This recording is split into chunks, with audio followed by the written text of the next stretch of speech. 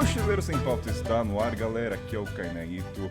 E hoje para falarmos do país Peru, esse país tão cobiçado pela América Latina, então vamos direto para a bancada. Ele é diretamente de Saranda, na Albânia, conhecido como Pizza Man, que come pizza em qualquer momento. Bem-vindo, Eli Barros. Fala, Kainan, mais uma vez aqui. Aqui já é almoço, né? Podia estar comendo pizza, mas não é o caso. Pizza no café da manhã é muito bom. Ele, o Peregrino, agora é Peregrino, agora ele tem uma nova identidade. O Peregrino careca, diretamente de Cabralha, sul da Bahia. Bem-vindo, meu querido Richard. Salve família, tamo aí de novo. Agora, enquanto a gente grava, suando igual tampa de marmita, mas o que importa são as emoções aí do Peru, né? E a apenas alguns metros desse careca peregrino, ela que é a paulista que renega suas raízes. Alô, você paulistano, pode criticar ela, tá? Bem-vinda, Lana Sanches. Pode criticar, que eu critico juntos também, gente. Tenho os meus defeitos, mas um deles eu sei que é ser paulista. Olha! O pessoal vai cair xingando. Olha, você sabe na que a DM. audiência de podcast, 70% é Sudeste, São Paulo. Vai eu cair. sei. E falar isso, estando na Bahia, tem um valor, um peso maior ainda, viu? Vou abrir aqui agora um sincerídio da Lana. Eu falo que sou mineira pros baianos, pra eles não me odiarem. Lana, já faz o Richard tá de já tá prova. conectado com o episódio da mentira. Boa. Que você falou isso, hein? Então já faz o jabazinho do episódio das mentiras. Verdade, gente. Eu gravei um episódio que eu conto todas, não todas, né? Mas a maioria das mentiras que eu conto enquanto viajo. E uma delas é justamente que eu não sou paulista. E ela é bem específica mesmo, que quando ela mente de onde ela vai no talho e fala Curvelo, em Minas Gerais. Não é nem BH. Já tem até a cidade. É, porque ninguém vai se interessar por Curvelo, gente. Tá, já fala Curvelo, que ninguém vai saber, o que tem lá pra fazer? O pessoal já sabe que não tem nada pra Curvelo é uma fazer. cidade. Fala, legal. Eu nem sabia que Curvelo é uma cidade. Vocês estão falando Curvelo, eu achei que era uma comida baiana, sei lá. Curvelo. Não é uma cidade. Enfim, com essa abertura mentirosa de Lana, vamos lá sobre a trilha e vamos começar.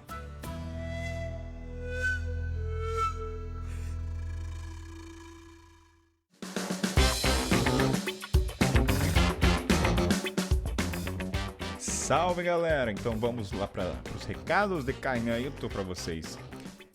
História dos ouvintes, gente, algumas pessoas vieram perguntar, ele não é de 2 em 2 semanas regrado, tá? Isso depende, então, quem envia história, edição, gravação, então assim, não espere que na outra semana tenha história do ouvinte. Não me comprometo, eu prefiro falar isso do que vocês esperarem. Então, episódio de pauta normal, que é o que vocês estão ouvindo agora, sempre vai ter de 2 no domingo. Pode ser a partir da 1 da manhã até meia-noite 59. Meia-noite não, 11h59, falei errado. Então é isso, só pra deixar claro como é que funciona a ordem, né, dos episódios. Então quando tem, vai estar lá. É um extra, vamos dizer assim. Outra coisa, como é que vocês podem ajudar um mochileiro? Vou pedir esse favor pra vocês. Uma divulgação, né? Existe dentro da podosfera uma brincadeira que é assim, fale a palavra do podcast, junto com o nome do programa que você ouve. Então, comenta com eles, falam 5. Então fala pra 3 amigos do mochileiro. Se você curtiu o episódio do Cocô, da Etiópia, da Coreia, cara, comenta com 3 pessoas. Fala, pô, ouve lá o episódio da Coreia. Aí vocês vão espalhar a palavra, meio sentido religioso, mas é assim que a gente brinca. Então, espalhe a palavra do Mochileiro Sem Pauta aí pros viajantes que estão na sua vida, conectado, no seu raio de alcance. E aí você acaba ajudando. Aí você pode também divulgar no Instagram, comentar. Mas comenta, é muito no papo a papo, né, o podcast. Então, ajuda o Mochileiro a crescer, a alcançar mais gente de uma maneira natural, né? Que você tem que divulgar também o que você gosta, né? Então, assim, gostei do episódio e tal, então fala do episódio e tal. E que mais de recado? Grupo Telegram tava um pouco parado, mas agora, semana que vem, vou voltar com tudo lá, com bastidores, fotos dos episódios que a gente falou, até umas músicas norte-coreanas lá pra você. E eu acho que é isso, gente. Hoje o papo é bem reto, sem muita enrolação. Então, na história dos ouvintes, a mesma coisa, kainan@mochileirosempauta.com.br. E vamos começar o programa? Vamos, acho que eu falei tudo, né? Falei do Instagram. E segue lá também nas redes sociais, né? Lá no Instagram do Mochileiros ou meu, kainan.ito. E última coisa. Não esquece, caso você ouça e você depende do Instagram para saber quando subiu, segue as plataformas, a gente tá em todas, a gente tá no Deezer, a gente tá no Amazon Podcast, no Google Podcast, Overcast, todos os podcasts possíveis. Então segue lá, porque daí você é notificado. Fechado, gente? Então vamos começar o programa.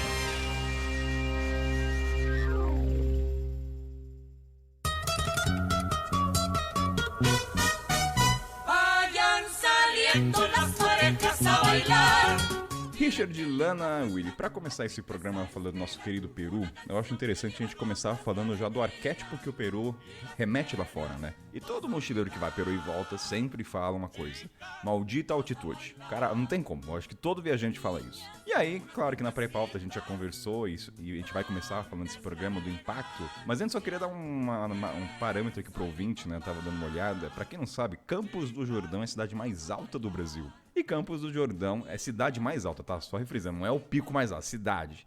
Tem 1.600 metros. Cidade mais alta do Brasil. E aí eu já começo com vocês assim, Richard, Willy, Lana, quem quer começar, mas assim, só dá uma noção de altitude pra galera em parâmetro com Campos do Jordão, que se você falar assim, putz, eu quero ir pra cidade mais alta do Brasil, você vai a 1.600. Então vamos lá, qual é a média, Richard, Lana e Willy aí? Eu acho assim que tem que ter entendimento que, tipo, a pessoa vai, mas não vai parar em todas as cidades, né? Mas a cidade que é uma das mais visitadas no Peru é Cusco. E Cusco a gente já tá falando aí de pelo menos 3.000 metros de altitude, né? Então é 3.100, 3.200, dependendo do ponto onde você tá na cidade. E é o cartão de boas-vindas para quem chega lá no Peru. E eu fui numa cidade lá no Titicaca, que é, se eu não me engano, é uma das mais altas do Peru. E tem até, todo mundo tira uma foto na placa que tem lá, que é 5.000 metros de altitude. Tipo assim, você nem fala, né? Ninguém fala lá pra não perder o ar. Fazer trilha, então, é algo que você quer muito, mas é um sofrimento absurdo. Em Huaraz, por exemplo, no norte do Peru, que é a Cordilheira Blanca, que tem montanhas com picos nevados, umas lagoas incríveis. Só que para você chegar até lá são 3 horas entre desmaios e vômitos e nariz sangrando e rastejando de 4 no chão. Peraí, esse desmaio foi literal ou foi uma dramaturgia de Lana Sanchez? Não, mas Não. foi quase. Eu sou um pouco Eu já dramática, gente. O Richard desmaiou nessa trilha que eu tô falando, mas eu quase desmaiei. Eu tive que deitar no chão e um amigo ficou me ajudando. Richard, você quase desmaiou? Conte isso para nós, então. Quer dizer que a altitude impacta, então, viu? Olha que você não é um iniciante, né? Você não é qualquer um que tá começando. Mas naquela época foi a minha primeira viagem pro Peru, né? Então, não vou falar que eu era um iniciante, mas eu era iniciante no ponto de vista da altitude, né? O primeiro impacto que você tem, que você entende que a altitude é um negócio sério, é que quando você desce no aeroporto, você já vê muitas propagandas de remédios para a altitude. E todo tipo, você vê os turistas passando mal, assim, vomitando, tipo, isso no flyer, assim, né? Que são as Soroche Pills, que é as pílulas que você costuma tomar para lidar com o sorote, né? Porque é muito relativo, né? Tem gente que simplesmente não sente tanto e tem gente que tem um baque muito grande, né? Eu falo assim que quando você chega em Cusco mesmo, quando você pesquisa sobre altitude, você já vai entender que acima de 3.000 metros você já tem 20% a menos de oxigênio para respirar. Então é uma diferença muito grande para o corpo, né? Então quando você chega em Cusco, você já está a 3.000, o primeiro lance de escada que você vai ter no rosto da vida carregando um mochilão vai ser um baque, entendeu? É perceptível, então? É muito perceptível, principalmente para quem é mochileiro, porque todo mundo sabe que o deslocamento entre uma cidade e outra, que é o momento que a gente está com o mochilão, pegando transporte público, já é um momento desgastante fisicamente. E aí quando a gente está chegando, se adaptando na altitude no primeiro dia, carregando o mochilão, mano, é pesado, entendeu? É o cartão de boas-vindas, assim, para você já entender se a altitude vai ser pesada para você nos próximos dias ou não. E não precisa necessariamente estar desacostumado com a altitude, porque eu entrei no Peru saindo da Bolívia. A Bolívia é o mais alto que o Peru. E quando eu cheguei em Puno, que é a cidade que o Willy estava comentando, no Lago Titicaca, do lado do Peru, eu coloquei a mochila e saí andando para minha estadia. E eu tinha que parar a cada 20 metros e sentar na calçada. E as cholitas passando, e passando lá com aquelas coisas, e me olhava do tipo... e continuava andando como se nada tivesse acontecendo. Amadora. Ela pensou assim, paulistana. Paulistana. Você quer falar, Willy? Você comentar? Não, eu só ia falar que geralmente, assim, principalmente quando a pessoa vem do Brasil, é o baque de cara, né? Porque você sai de, sei lá, de um Rio de Janeiro da vida, de um Salvador da vida, a nível do mar, e aí de repente você cai numa Lima, sei lá, numa cidade muito alta, não tem como. Tem casos mesmo que no aeroporto já é recebida com oxigênio, né? Com gás de oxigênio. Eles vendem. Caraca. Na Bolívia também tem isso. Caraca. O cara tava vendendo meio que uma tragada de oxigênio. E como é que é a relação por exemplo, o Richard falou que quando chega no aeroporto tem toda uma publicidade. Então, desde o começo já o país, sabendo disso, ele já tem toda uma estrutura para dar folha de coca no começo. Tem um tiozinho na esquina, ó, quer coca, sei lá, como é. Eu não tenho noção. Como é que é o negócio? Assim, você encontra em qualquer esquina mesmo? Tem esse acesso fácil ou é só nas farmácias? Folha de coca é café da manhã de hostel. É tipo super acessível, assim. Não tem. É como se fosse, sei lá, comprar um queijo Minas em Belo Horizonte, entendeu? Tá? É super acessível, não tem que ter nada. E tem outros derivados que aí variam de creme, pomada e tal. Mas o clássico, que é o chá de coca, é feito ali na folha com água quente. Não tem nem muito mistério, assim. Esse é super tradicional, tanto que é o café da manhã de muitos peruanos ali, porque já tá enraizado na cultura. Ô, Kainan, você perguntou do desmaio e eu não fiz o relato. Você prefere fazer lá no Não, final? já dá continuidade. Pode ser assim mesmo. Natural. Pode ir. Como é que é? Você desmaiou? Como é que é? Você foi salvo por alguém? Como é que foi o desmaio? Não, a questão do desmaio foi uma situação seguinte. Eu tava vindo de Lima.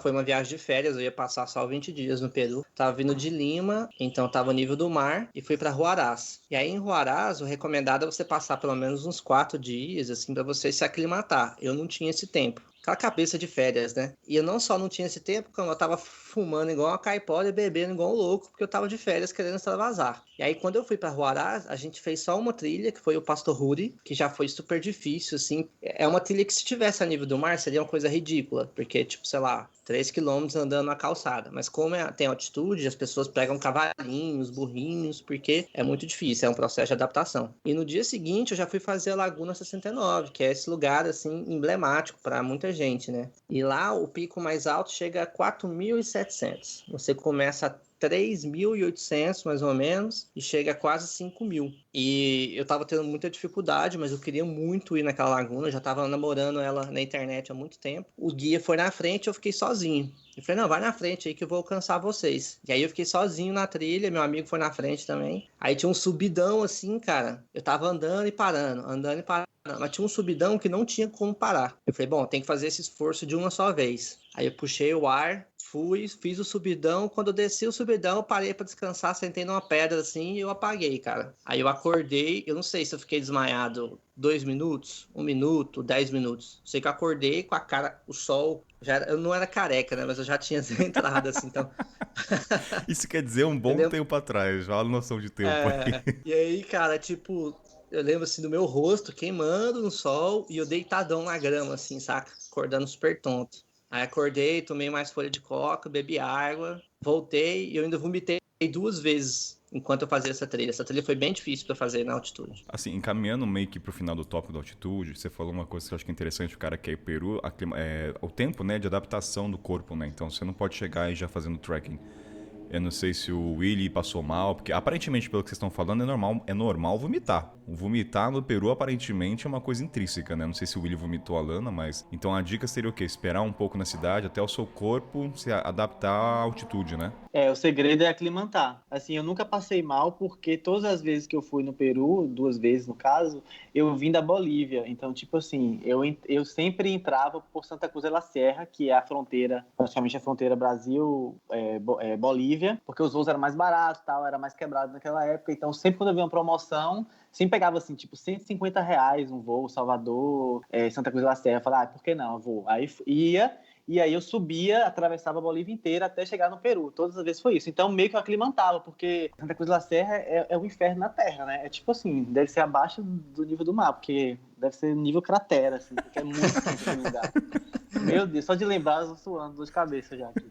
E aí eu vou subindo aos poucos, porque mochileiro assim vai devagar, né? Então, pega carona, não sei o que, ônibus e tal. Então nesse tempo eu sempre conseguia abrir os pulmões, digamos assim. E aí eu nunca passei mal da altitude por causa disso. Mas, por exemplo, e acho que é legal falar também, porque uma vez eu fui encontrar uns amigos no Peru, e aí a galera que não é acostumada a viajar tal, e aí ficava aquele medo da folha de coca. Não sei se vocês sentiram isso também, assim, da galera. Tem gente que tem medo de comer a folha de coca, porque, por exemplo, culturalmente, eles mascam a folha de coca, né? Eles colocam aqui, fica um bolinho aqui na bochecha, porque eles ficam mascando. Tem o chá, mas o pessoal lá, as cholitas, os andinos e tal, os quechua, os aimara, eles geralmente ficam mascando a folha de coca. Então fica um bolo aqui como se fosse uma goma de chiclete e eles ficam aquilo ali por dias mascando aquela coca, só vai renovando. E aí eles recomendam, tipo, quando você vai fazer os passeios, por exemplo, tal, os caras sempre têm um saquinho e falam, vai masca aí e tal. E eu percebo que a galera, assim, que não é muito de viajar ou que não é muito de experimentar coisa diferente e tal, fica com o pé atrás. Não, eu tenho meu remedinho aí, que nem o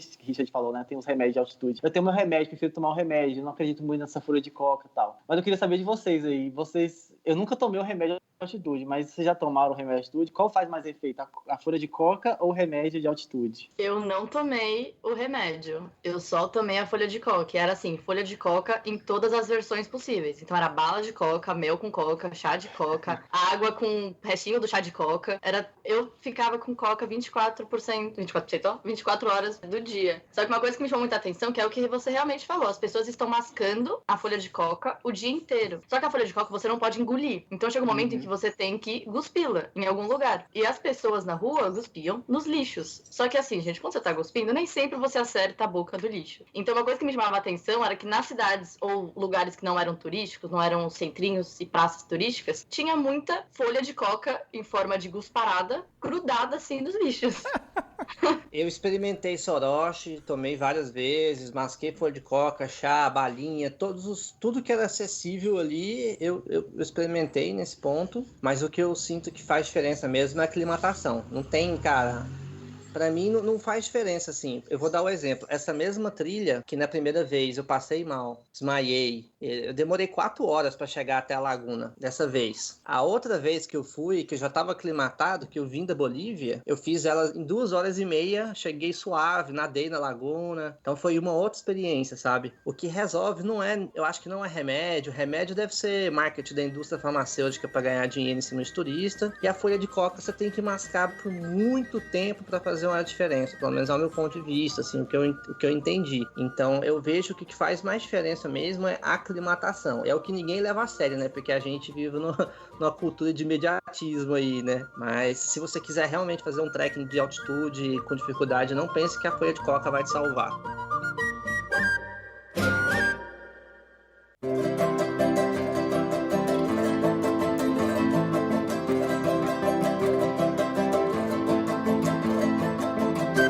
Lana Sanchez, na pré-pauta a gente estava falando de vários tópicos que a gente vai abordar no decorrer do programa. E uma coisa que você me falou que me surpreendeu bastante foi na parte dos ônibus. A qual sua pessoa, a gente vai falar que você disse que os ônibus no Peru é uma coisa à parte, que a gente vai falar agora. Mas o que me fisgou você falar que tinha garçom. Claro que não são todos, mas traga essa experiência do garçom no ônibus e também já dos ônibus no Peru, que tem a sua fama pela alta qualidade. Então, como é que foi essa experiência de usufruir de uma pessoa lhe atendendo? Eu nem sei como é que é, o cara leva uma bandejinha. Como é que é o negócio? Aliás, o que ele serve também, né? Foi um garçom no ônibus, gente. Não é esse estereótipo não de realmente, sei lá, era o moço que você tá pensando. Porque ele não vai chegar com a maquininha lá, né, aquele carrinho no corredor. Mas como no Peru tem a questão da altitude, tem a questão da distância também, que é um país grande, então os trajetos de ônibus são larguíssimos. Larguíssimos. Ó, já tô falando espanhol aqui.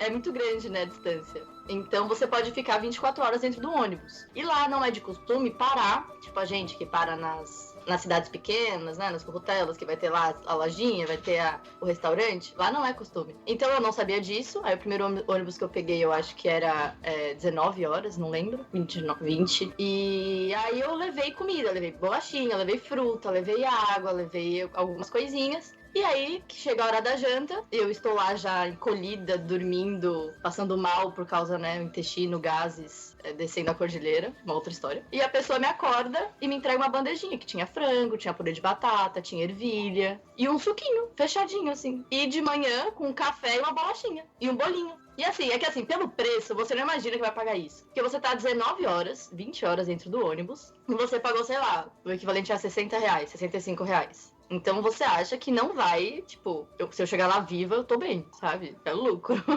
O legal do Peru mesmo, cara, são as muitas opções mesmo. Por exemplo, até quem viaja à América Latina, chega no Peru, na Bolívia, para de viajar de carona porque não compensa. Porque você vai ter uma estrutura de ônibus. Vamos colocar assim, cara, eu quero rodar 600 quilômetros gastando R$10. Vai ter uma vanzinha chulezenta que te leva. Vai ter. Você chega lá, procura e vai ter. E ao mesmo tempo vai ter esse ônibus que é melhor do que Qatar Airways, melhor que primeira classe de muito avião, que vai te levar por R$40, R$50. A empresa que faz isso aí, pra quem quiser anotar, quiser buscar no Peru, é a Cruz del Sur. É a mais top, assim. E se comparar o preço da Cruz del Sur com o ônibus aqui no Brasil, é tipo metade do preço por 4 vezes mais o serviço, entendeu? Então compensa viajar de ônibus no Peru e às vezes até ter esse conforto da Cruz del Sur, porque não é um valor absurdamente mais caro, entendeu? Mas é porque também carona, pelo menos pra mim, foi difícil no Peru. Eu cheguei a ficar 6 horas assim. Pra mim, ficar 6 horas na estrada não era algo comum. Só que eu ficar 6 horas no sol, aí eu fiquei, bom, deixa eu ver aqui como é que estão os ônibus. Até porque descer e subir a cordilheira não é algo que você às vezes consegue fazer de um tirão só de uma carona. Então é muito complicado, às vezes você vai ficar muitos dias. Eu não tinha equipamento para ficar noites na estrada. Então, para mim, o ônibus realmente tem uns que você vai entrar e que não vai servir nada. Vai te dar boa noite, você entra e sobreviva. E tem outros que vão realmente ter um tratamento diferenciado, não é mesmo? Caramba, quem foi Peru, hein? Eu acho que eu tô precisando voltar pro Peru, porque a época que eu viajei, os ônibus do Peru, meu amigo, tinha ar-condicionado, que era um buraco no chão. Como assim um buraco no chão? Tá Tá entendi a piada agora, o buraco no chão. Tava vazado, assim, ou então Mas fechado, triste. A primeira vez que eu fui pro Peru, eu entrei numa onda dessa, cara, porque a gente queria fazer o tour clássico pelo Vale Sagrado, a gente queria fazer uma vanzinha que levava pra 4 lugares e a gente matava tudo de uma só vez pra economizar tempo. Aí o cara, velho, olha, vocês vão pra Ica, né, aqui de Cusco. Eu tenho uma excelente opção pra vocês aqui de ônibus. Aí ele pegou, passou o preço pra gente, aí a gente já tá entrou na conversa do cara ali, o valor não era uma coisa absurdamente caro, e a gente nunca tinha viajado de ônibus no Peru, então a gente não tinha noção de valor. Só que quando o cara deu o valor, a gente comparou com o que é o preço no Brasil, tipo, tá barato pra caramba, só vambora. Tipo assim, e aí, mano, a gente chegou na rodoviária, aí a gente, vou fazer uma pesquisa de preço aqui, só pra ver o quanto esse cara passou a gente pra trás.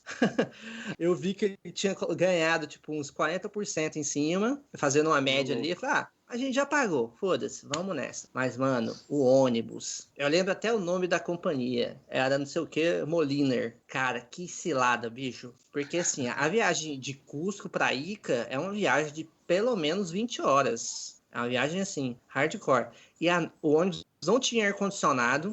E, cara, à noite era um frio, porque eles deixavam a janela meio que aberta. Cara, era um frio surreal, assim, eu tava quase abraçando o Daniel, meu amigo, a gente tava quase, tipo assim, se abraçando pra sobreviver aquele frio. E os peruanos que já sabia, né, a situação já tava de boa. Deitava lá no corredor, já tinha uma cobertinha de alpaca, sei lá o que era aquilo. Todo mundo preparado e a gente tava só de moletom, assim, cagando de frio. E aí, quando virou o dia, cara, deu 10 da manhã, um calor, meu irmão... Porque a gente já tinha descido da cordilheira e já tinha virado deserto, né, cara? Os agasalhos tudo assim, espalhado, um calor suando cueca, suando coxa. Assim, cara, bizarro essa diferença. Foi uma das piores viagens de ônibus da minha vida, essa Expresso Molina daí.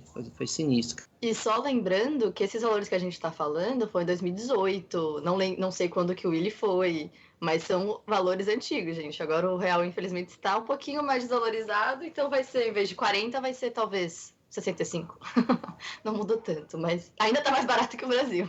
E sobre o cobertor, eu comprei um cobertor para viajar na Bolívia e no Peru. Porque os ônibus realmente extremamente frios. E eu já passava mal do intestino, né? Porque naquelas curvas absurdas que eles fazem na velocidade da luz... E olhando também aquele precipício que você tá sempre parece que vai cair. Já me dava também uns revertérios aqui intestinais.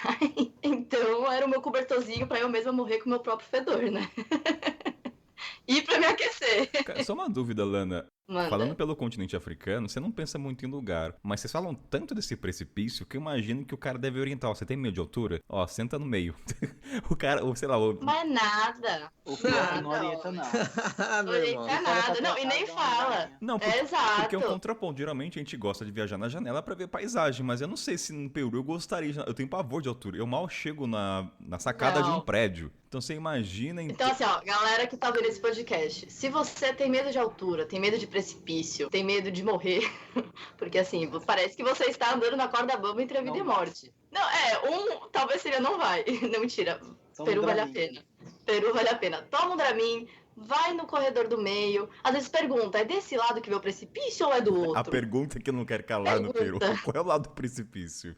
Obrigado. Qual é o lado do precipício? Cara, o entendimento a gente tem que ter, por exemplo, eu particularmente, cara, amo a América Latina e o Peru é meu país favorito, mas, cara, o ponto do transporte é extremamente desconfortável. Assim, eu não sou uma pessoa que fico muito pilhada nisso, vai ter acidente o tempo todo, mas a maneira que os motoristas dirigem no Peru, cara, é muito terrível. Então, por exemplo, no Equador, na Colômbia, também tem precipício, só que os motoristas não são os malucos, entendeu? Eles dirigem de boa. No Peru tem os precipícios e os caras dirigem igual uns malucos. Eles vão acelerando. Como se não houvesse amanhã.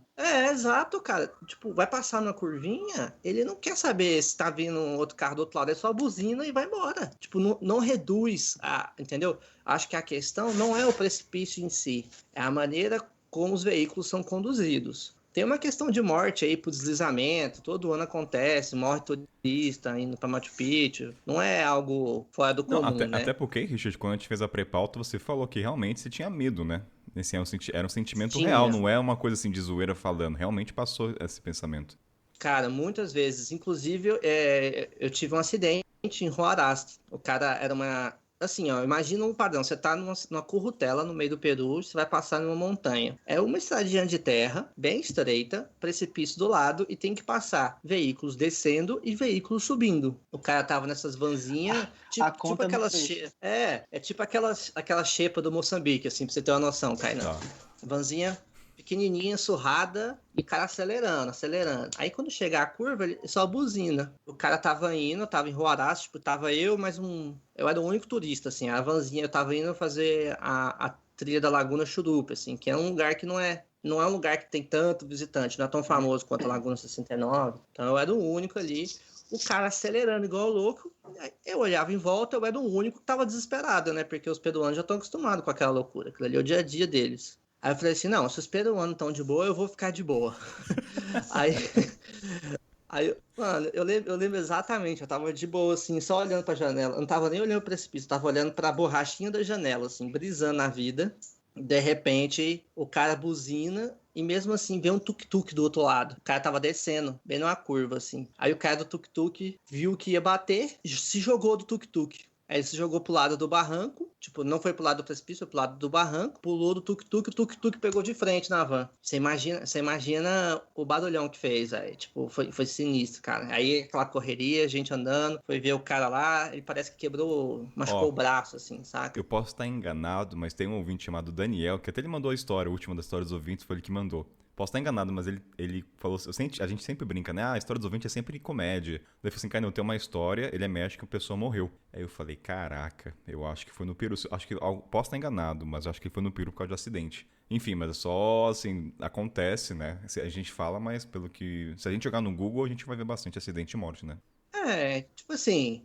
A gente não quer amedrontar as pessoas para conhecer o Peru, porque o Peru é um país fantástico. É o que eu mais tenho vontade de voltar, é o que eu mais tenho saudade, é o que eu mais falo, é os meus vídeos mais acessados no YouTube. E, cara, é a questão da realidade. A realidade é que, por exemplo, em período de chuva, se tem uma montanha, vai ter deslizamento. E deslizamento de montanha, a gente tá falando de rochas gigantes descendo ladeira baixa que pega as vanzinhas, entendeu? Então existe esse risco. Então, principalmente no período de chuva, é muito delicado, cara. Será, Willy, pelo que o Gil tá falando, esse é o motivo da flautinha? Será que tem um poder por trás para talvez amenizar o passageiro, a flautinha? Se faz, sei lá, é porque assim... A flautinha é um plano dos motoristas para fazer uma lavagem cerebral em você. Que ela vai entrando no seu cérebro, então você não vai prestar atenção mais, entendeu? Ele achava que estava vendo a borracha da janela, na verdade era a música que deve ter comido os miolos dele, que ele não estava nem sabendo mais onde estava, o que estava fazendo. Estava hipnotizado, entendeu? É isso. Cheguei a essa conclusão agora. A música é pra hipnotizar a gente, aos turistas. O motorista vai que nem louco, que a gente nem vê, entendeu? Passa 20 horas, 30 horas, a gente só vê chegando lá. E uma camada de poeira também, né? Yes, we're going to Peru. Peru? Machu Picchu, Peru? That's why Peru. Todo ônibus lá no Peru é uma característica. Tipo, além dessas curvas e precipícios e motoristas insanos, todo ônibus no Peru tem a tal da música andina tocando sem parar, versões MPB, eu ia falar, né? Mas é música popular brasileira. MPP, música popular peruana, e versões do pop também. Eu ouvia muito Titanic em versão flautinha lá no ônibus, que eu não aguentava mais. Eu sabia todas as notas de cabeça. Gente, Star Wars também, em versão flautinha. Tipo assim, tinha um várias versões. CD de filmes versão flautina, é isso. Acho que o motorista era nerd, aí ele colocava Star Wars, Piratas do Caribe. E outra coisa que tem muito também são os filmes peruanos, que é hilário, assim, novela mexicana perde demais. É uma mistura de faroeste com... Só que ao invés de cavalos tem lhamas, eu não sei explicar. É um negócio muito bizarro, os caras são muito dramáticos. É tão ridículo que você assiste o filme até o final. Eu não conseguia parar de assistir, de tão ruim que era. Mazzaropi perde. Mazzaropi, não sei se vocês conhecem essa referência, mas Mazzaropi... Nossa, Mazzaropi, gente. Desenterrou William, eu sou da cidade do Mazzaropi, né? Que referência. É verdade. Então eu tô falando com o filho dele. O próprio. Pior que agora que você estava falando dessa questão da flautinha, eu lembrei muito, cara. Sabe aquela coisa que aqui no Nordeste as pessoas fazem, que é de pegar qualquer música internacional e colocar no forró? Tipo, lá eles fazem e colocam na flautinha. Isso é verdade, cara. E pior que eu não tava lembrando. É bem isso mesmo. Se tiver uma versão sua na flautinha é porque você hitou. Eu lembrei porque eu escutei evidências da flautinha em um desses ônibus, não lembro onde. Eu falei, caramba, é evidências, cara. Que maravilhoso, velho. Aí o goiano pira. Mas agora curiosidade, porque tem tanta flautinha, quem é de São Paulo sabe que tem o pessoal da América do Sul que fica tocando. Também tem no Peru isso? O pessoal que é músico de rua fica tocando flautinha? Tem muito isso também? Só em lugares turísticos que eu vi. Não é uma coisa... Só em lugares em que foi feito pra o ônibus de turista descer. Exato. Tá, não é uma coisa louca. Assim, eles devem fazer entre eles, mas não é tanto assim, não. O exemplo é o trem de Machu Picchu, né? Você pode ir pra Machu Picchu caminhando, de trilha, ou você pode ir de trem, o trem caro. Aí tem 3 níveis de trem. Tem a xepa, tem o meio termo e tem o de luxo. Aí o de luxo você vai ter uma bandinha que vai tocando da estação de trem até Machu Picchu. A galera chega lá e fala, não aguento mais escutar a banda. Me põe na xepa, pelo amor de Deus. Bem, eu acho que de ônibus a gente pode encerrar então com uma música de flautinha para vírgula sonora, né? Tem mais alguma coisa ou eu posso descer com uma trilha de flauta ao fundo aí pros ouvintes? Eu quero ver se você encontra evidências na flautinha aí no YouTube. Coloca aí pra gente. Então o desafio está lançado. Eu tô anotando aqui, evidência peruana. Vou encontrar para encerrar esse tópico. Diga, Lana, agora o que você vai falar. Não, só ia falar, solta a flautinha aí que a gente tá com saudade. Então solta a flautinha e vamos pro próximo tópico.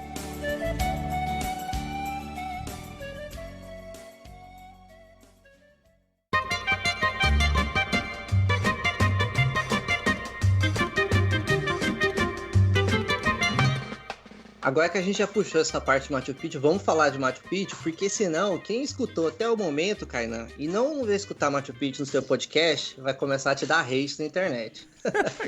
Então, para ajudar todo mundo, cara, assim, a primeira coisa que tem que entender de Machu Picchu é que existem muitas maneiras de chegar até Machu Picchu. Você pode ir com Machu Picchu com muito conforto, até mesmo se você é cadeirante, por exemplo. Tem agências com acessibilidade que te levam até Machu Picchu, entendeu? Se você tiver dinheiro, cara, você pode ir para Machu Picchu com conforto. E do mesmo jeito, se você quiser ir mochileiro, gastando pouquíssima grana, você pode ir pegando van, passando pelos trilhos, caminhando. Existem centenas de formas de ir. A mais tradicional dos mochileiros é a seguinte. Lá de Cusco, você contrata uma vanzinha que vai te levar até a hidroelétrica, que é um ponto no começo da trilha de Machu Picchu. Essa viagem, ela é baratinha, deve custar aí uns R$60. Mas, vou dar uma dica aqui pra galera que quer pegar essa van. Leve bala de coca, leve folha de coca, leve coisas de coca, respire coca, passe coca no corpo. Faça o que você quiser com a coca, porque assim, é uma viagem bruta que uma galera vomitaram na van que eu tava. Tem galera que começa a passar mal. Eu, de novo, passando mal do intestino, soltando muitos gases. Então assim, gente, se prepare pra essa viagem. Sabe o que me faz pensar? Vocês falando tanto de vômito, eu acho que ter uma sacolinha plástica na mochila, eu acho que é essencial no Peru, né? Eu acho que pra quem... Você vai fazer igual o alemão que eu vi, que ele vomitou na capa de chuva do mochilão dele. Que horror. Famoso Adaptou. desespero. Ave Maria. Sabe aquela música, vomitaram no trem, era só macarrão, tinha tomate, cebola, um pedacinho de... Essa música é pro Peru, mas enfim. Ai, que nojo. É, esse ponto que a Lana falou é verdade, porque essa viagenzinha, ela dura umas 4 ou 5 horas e é terrível. Essa viagem é terrível. Assim, você passa perto do precipício, os caras... Como é uma viagem que os caras fazem o tempo inteiro, porque Machu Picchu no Peru é tipo... Machu Picchu no Peru, não preciso falar. Então, tem muita demanda. Eles fazem esse trajeto o tempo inteiro, há anos. Então, os caras já não têm mais paciência, entendeu? Então, os caras já andam chutado o tempo todo. É uma viagem terrível. Aí você chega na hidrelétrica e aí você vai andar no trilho do trem. 3 horas andando ao lado do trilho do trem. E aí é legal, porque as pessoas fazem as fotinhas do trilho do trem, você anda dentro de um túnel, aí você fica, o trem tá vindo, corre, aquela coisa, né? Mas nessa de o trem tá vindo, corre, eu quase que morro. Tipo, pra quem... A gente aqui no Brasil, a gente é mais acostumado com linha de ferro, assim, né? Então, pra gente é sempre emocionante. Você tá andando, aí você tem que passar pro lado, passa um trem do seu lado a 100 por hora, tá ligado? Então, mas o problema é que assim, ó, vamos Não, lá. fala por você. Fala pessoal de Goiânia, cara. Não sei de onde é essa brincadeira aí de passa um trem. Fala pela sua terra, cara. Por São Paulo não tem isso não, Richard. Não é tão comum, mas os trens que tem a gente não pode andar no trilho porque é o trem da vida que todo mundo pega. Não é tão bonito assim. Mas quando eu estava andando nesse caminho aí de 3 horas, tem uma parte que é uma ponte, porque tem um rio gigante lá que passa embaixo. E aí tem a parte do trilho do trem e tem uma parte bem pequenininha em que é para os pedestres, né? Para as pessoas que estão indo a pé. E quando eu fui, eu tava com, sei lá, 5 pessoas fazendo essa trilha. E quando a gente chegou nessa parte, tava todo mundo parado, tirando foto. O pessoal empacou nessa parte do trilho e queria tirar 1000 fotos. E travou todo mundo que tava querendo passar. Então tava quase que uma filinha formada. Aí eu falei, não, gente, eu não vou ficar aqui não. Aí eu falei, bom, o trem acabou de passar. Vou por onde? Vou pelo trilho do trem. Fui pelo trilho do trem. E assim, lá, não sei se o Willy e o Richard lembram, mas é meio espaçado, assim, né? O trilho. Então eu podia muito bem colocar o pé e enfiar a perna dentro do vão, né? Sabe aquele cuidado com o vão entre o trem e a plataforma? Então, é cuidado com o vão entre as madeiras do trilho. E eu andando, de repente eu ouço o quê? O barulho do trem. Eu olho pra trás. Gente, eu devo ter ficado mais branca do que eu já sou. Meu intestino começou a pular, meu coração saiu pela boca, eu não sentia mais minhas pernas, eu não conseguia mais me mexer. E eu só fiquei olhando pra trás, tipo, esperando a minha morte. Mas na verdade era só um aviso. Ele passou depois de 5 minutos. E eu fui meio rápido até o outro lado da ponte. Tipo, oh não, correndo com o mochilão. Depois dessa, Lana nunca mais atravessou o trilho de trem. Eu não posso dizer isso, né? Inclusive, eu atravessei uma com o Richard, que é uma trilha ilegal em São Paulo. Sob o trilho de trem, Mas agora, suspenso a 90 metros do chão. O susto não foi suficiente. 3 semanas depois dessa trilha aí, a ponte caiu e o cara morreu lá. Essa situação. A trilha é ilegal que a gente fazia, tá? Não o trilho de Machu Picchu, que ainda tá lá. E eu não recomendo fazer nos trilhos do trem. Mas isso é quando a gente era parte jovem. dos pedestres. A gente agora não é mais jovem. Foi ano passado, amor.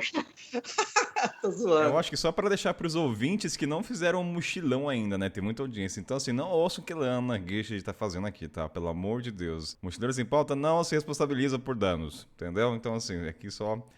Não, é a bom, gente porque eu que falou, fiz e eu não recomendo. Eu não recomendo nenhuma dessas duas, porque é vida ou morte. Yes, we're going to Peru. Machu Picchu, Peru? That's why Peru. Então, saindo do trilho do trem, depois das 3 horas caminhando no trilho do trem, você vai chegar em Machu Picchu Pueblo, que é a cidade base. O pessoal também chama de Águas Calientes. E ali tem restaurante, tem hostel, tem uma galera que costuma ficar 2 dias lá, uma noite. Então é um lugar que dá pra você ficar um tempinho. Tem cachoeira, tem outras coisas lá, além de Machu Picchu, né? Então é uma cidade interessante. E aí, pra você chegar em Machu Picchu, dessa cidade, você tem 2 opções. Ou você pega uma vanzinha, que vai subir todo o caminho, ou você sobe a pé. Para quem é quebrado, pode subir a pé, não tem que pagar a vanzinha. Se você opta por subir com a vanzinha, é $12 cada trecho. Então, o preço de Machu Picchu, ele é uma combinação de fatores. Se você quer ir com conforto, você vai pegar um trem saindo lá de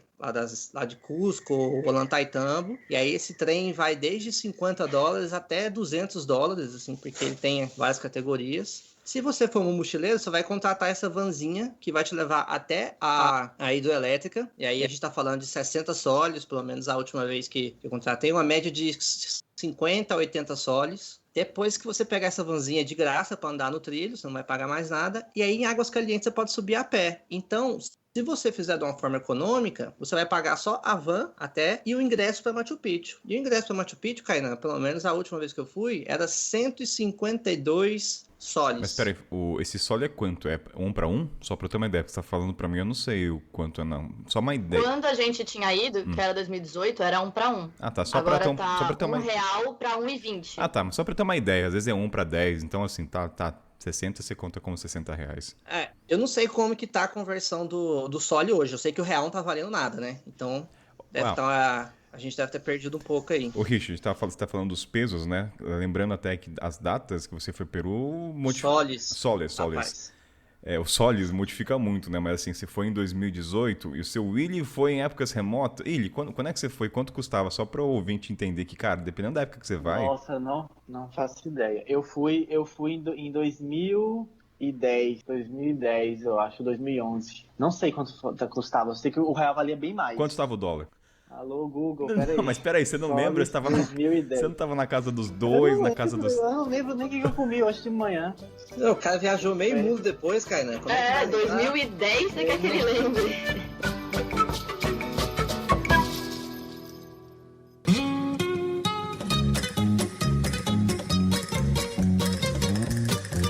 Machu Picchu é tudo isso, como falam?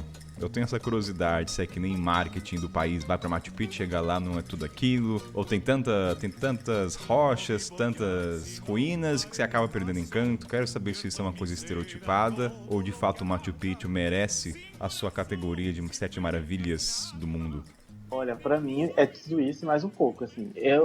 Tem a questão do clichê Machu Picchu, mas eu acho que é uma coisa muito da pessoa se fechar, entendeu? Acho que não existe isso de menos ou mais. Tudo é maravilhoso se você estiver aberto para que seja maravilhoso.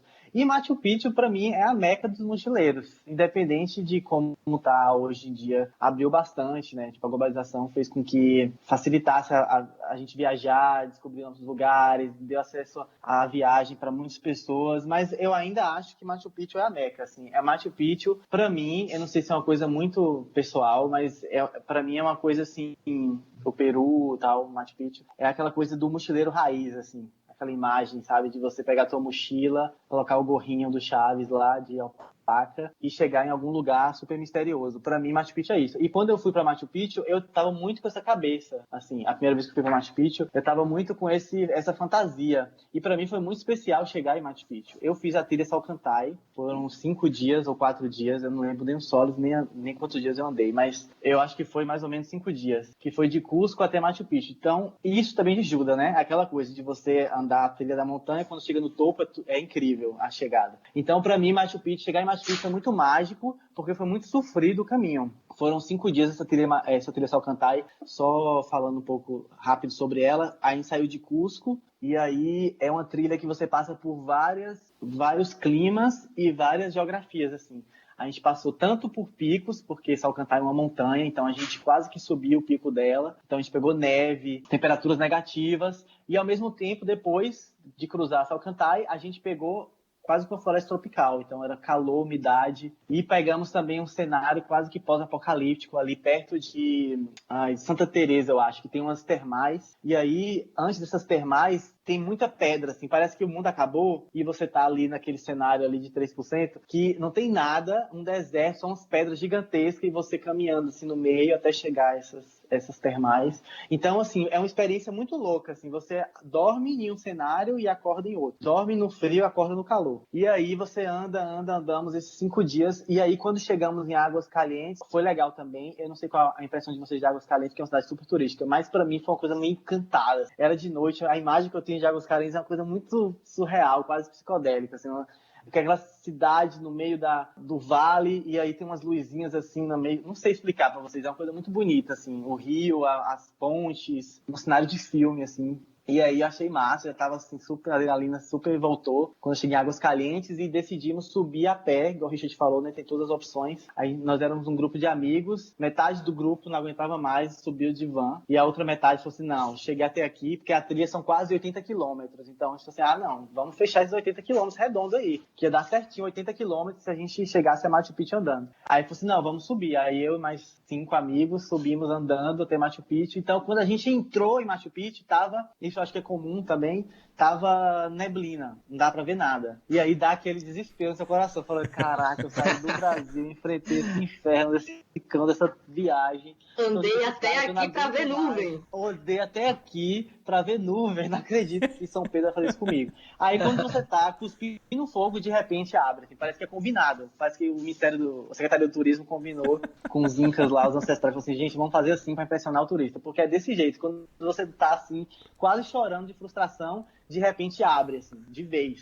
E aí você tem aquela visão da cidade aí. Eu quase chorei. Isso eu não chorei, eu acho que eu chorei. Quando eu vi Machu Picchu a primeira vez, acho que eu chorei. Fiquei muito emocionado, assim, arrepiado. Eu falei, é essa vida que eu quero ter, tal, aquela coisa, né? E fora a história em si, porque você tem a emoção de você ser mochileiro e estar lá, e ter feito a viagem, ter feito a trilha, mas quando você começa a aprofundar na história daquilo, você vê, assim, a genialidade daquele povo em fazer sistema, sei lá, de saneamento, por exemplo, numa época que ninguém nem sabe nem a data, como que os caras trouxeram aquelas pedras para lá, como encaixa aquelas pedras sem cimento. Então, assim, o contexto todo é incrível. Não tem como Machu Picchu não ser uma maravilha, assim. Se você não acha o Machu Picchu maravilhoso, ou você é muito cético, ou você é muito frustrado, porque é incrível aquele lugar, velho. Não tem como. Yes, we're going to Peru. Peru? Machu Picchu, Peru? That's why Peru. Eu tô com o Willy nessa, cara. Eu acho assim, que como Machu Picchu é um lugar que o acesso ele é feito tanto por pessoas que têm dificuldade de mobilidade quanto os aventureiros, tem muita gente que cria expectativas às avessas. Imagina, sei lá, um turista aí que está acostumado a ir para Dubai. Aí ele pega o metrô, anda de Uber e tal. Você chega lá em turista, você chega lá em Cusco, o cara fala, você quer ir de trem para Machu Picchu? Quero. $200. Aí o cara paga $200, chega lá cheiroso, em Águas Calientes, pega a vanzinha, mais $12. Chega lá em Machu Picchu cheiroso. Então ele vai ver, nossa, aí ele vai tirar selfie dele, não escuta nada que o cara vai embora. É bonito. Só que assim, o que as pessoas não veem, que é maravilhoso, é o em volta de Machu Picchu. Porque o cenário que você vai ter até chegar até lá é surreal. Quando você faz a caminhada a pé, subindo, as ruínas começam na metade do caminho. E isso é inacessível para quem chega de van. Porque são outras formações. Então a floresta vai entrando e você vai vendo a formação. Cara, é um outro cenário. Eu posso falar isso porque eu fui dos dois jeitos. Quando eu fui em 2016, eu peguei o trem. Eu fui e peguei o trem. Uma experiência. Na outra, eu fui a pé pelo trilho. Outra experiência. E da outra vez, eu peguei a van. E dessa vez, eu fui a pé. Então, você consegue ver essa diferença, entendeu? Assim, faz muita diferença. E a pessoa que leva o Machu Picchu dessa forma acessível, ela não vai valorizar tanto quanto o Willy, que foi de trilha e ficou 5 dias interagindo com todo aquele ambiente, teve aquilo como uma recompensa, entendeu? Então, mas é incrível demais, assim, pra não gostar de Machu Picchu, é isso que o Willy falou, cara, tem que ser cético. Uma curiosidade, você falou você fez as duas, o Willy também, lá você consegue subir pra Machu Picchu sozinho ou tem que estar acompanhado de um guia? Não tem essa opção de fazer uma trilha sozinho? Tem, você pode fazer sozinho. Quando você chega lá em Machu Picchu, vai ter vários guias na entrada. E aí você decide se você entra num grupo, se você contrata um guia ou não. A primeira vez que eu fui como visitante. Então, mais turista, porque eu tinha o vídeo de mochila, mas eu não estava tão na fita de fazer conteúdo. Então eu fui com um guia. E a segunda vez eu fui só a trabalho. Então eu fiquei sozinho, só dando meu rolê, gravando minhas imagens, entendeu? Você pode ter essa opção também. Sobre as trilhas, realmente elas são bem puxadas, assim, vocês que andaram, o Willy que andou 5 dias deve ter sido bem intenso, e quando você chega em Águas Calientes e no dia seguinte você tem que acordar 4:30 da manhã pra subir até a entrada do parque, né, de Machu Picchu, não é uma trilha fácil, porque é uma trilha que você vai ter que subir em escadas no meio do mato, escadas que estão lameadas, e é uma inclinação, assim, absurda, parece que tá escalando, e muitas vezes você tem que escalar, você tem que realmente pegar as suas mãos e puxar os galhos da árvore. Então, quando a gente fala trilha, é bem puxado. E pra quem andou 3 horas no dia anterior, à noite, com a mochila, acaba sendo extremamente desgastante. Então, esteja ciente de que vai doer o joelho, vai doer a coluna, e se você não estiver preparado para fazer essa trilha 4:30 da manhã, no escuro, pisando, sei lá, aonde? No meio do mato fechado. Tudo bem pegar van também, tá, gente? Não precisa provar, sei lá, que é mais mochileiro ou menos mochileiro, porque é muito intenso. É muito intenso mesmo. Eu me arrependo, assim. Eu acho que hoje pegaria a van porque meu joelho até hoje eu tenho problema. Não deveria ter feito. Ilana, aqui de leigo falando, quando vocês chegam no topo de Machu Picchu, as lhamas estão lá? Porque eu vejo muita gente tirando foto com lhamas no topo. Eu não sei se as lhamas, elas... Eu não tenho a mínima ideia, gente, perguntar. Eu sou um leigo total, mas as lhamas, elas ficam residindo no topo das montanhas e aí você recebe aquela famosa... Que, aliás, a cusparada de fato procede ou não? Também não sei se é o marketing do Peru. Vem aqui e receba uma cusparada da lhama. Procede. Não é uma cusparada, né? Um jato fedido na cara. Porque nesse caso, eu tenho propriedade pra falar, né? Infelizmente.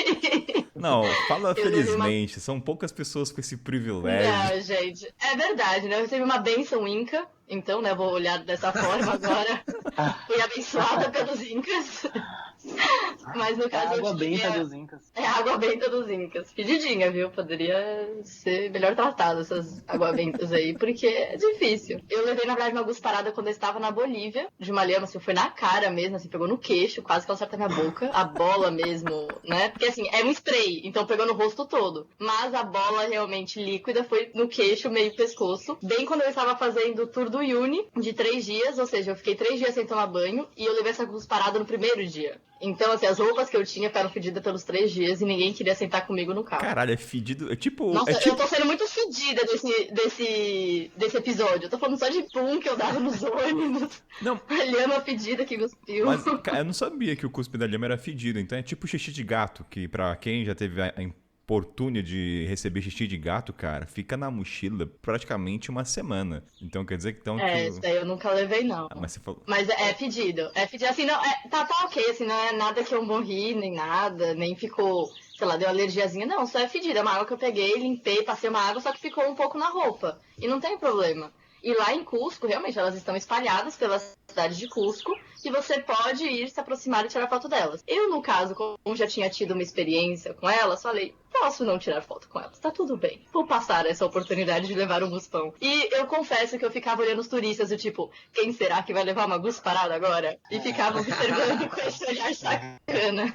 Mas uma coisa que eu também queria falar é que subindo em Machu Picchu, tem vários guias. E dependendo do guia que você for, ele vai te contar algumas histórias diferentes dos outros. Porque a história de Machu Picchu não é uma história concreta, não é uma história que está escrita na pedra, assim. Então, tem várias versões. Então, dependendo do guia que você pegar, vai ter uma versão diferente. Então, eu, por exemplo, eu tenho vontade de voltar para Machu Picchu e pegar um outro guia. Tipo, ir lá de novo e fazer com guia. Porque eu sei que vão ser outras histórias e outras perspectivas e outras teorias. Porque acaba sendo tudo teoria no final das contas. Então, uma coisa que me chamou muita atenção lá, por exemplo, é uma pedra que, na verdade, é um GPS. Se você coloca o seu GPS em cima da pedra, tem lá norte, sul, leste, oeste, certinho as pontas da pedra. No meio de um lugar que era mais em cima, assim. Então, eram pontos de localização para eles. E as janelas que eram como se fossem as estações do ano. Então, quando a luz do sol entrava por essa janela e tocava nesse ponto da pedra, era para eles começarem a plantar. Ou então, quando entrava por essa janela, ou quando o sol entrava por essa janela, era para eles começarem a colher. Então, eles tinham essas coisas de observação que são incríveis. Só que até aí são teorias. Eu também não sei o quanto disso era real. E uma coisa que eu gostei muito de Aguascalientes, que o Willy tava falando da cidade. E eu não tenho muitas coisas que me marcaram da cidade. Mas uma coisa que me chamou muita atenção, e a única coisa quase que eu lembro de lá, é que na igreja de Aguascalientes, o Jesus que está exposto lá, ele é negro retinto. E foi um dos poucos negro retinto e com feições andinas. Então eu tinha visto muitos Jesuses, vou dizer assim, andinos na Bolívia. Só que eles ainda assim não eram negros retintos, eles eram andinos. E foi no Peru, em Aguascalientes, que eu vi nessa igreja. Isso me chamou muita atenção e é uma das únicas coisas que eu lembro da cidade. E Aguascalientes não é tão caro quanto vocês imaginam. Apesar de ser muito turístico, eu achei que eu ia ter que gastar R$35 na janta, mas com R$9 eu tava comendo que nem uma rainha. E a parte legal também é que Aguascalientes, além de Machu Picchu, tem cachoeira, tem termais, tem um monte de coisa que dá pra ir. A última vez que eu fui, eu fiquei 3 noites lá. Então eu pude aproveitar bem mais. Ô Kainan, você tava falando esse ponto das pessoas de Machu Picchu não cumprirem as expectativas. E assim, como eu falo muito de Machu Picchu no Vida de Mochila, na época que eu fui, eu vejo dois perfis, duas coisas que aconteceram com pessoas que não gostaram de Machu Picchu. Tem dois fatores, assim. Um fator é a pessoa foi a pé e quando ela chegou lá em cima ela não conseguiu andar, porque Machu Picchu não é... A partir do momento que você está lá em cima, você tem que andar muito ainda dentro de Machu Picchu para conhecer.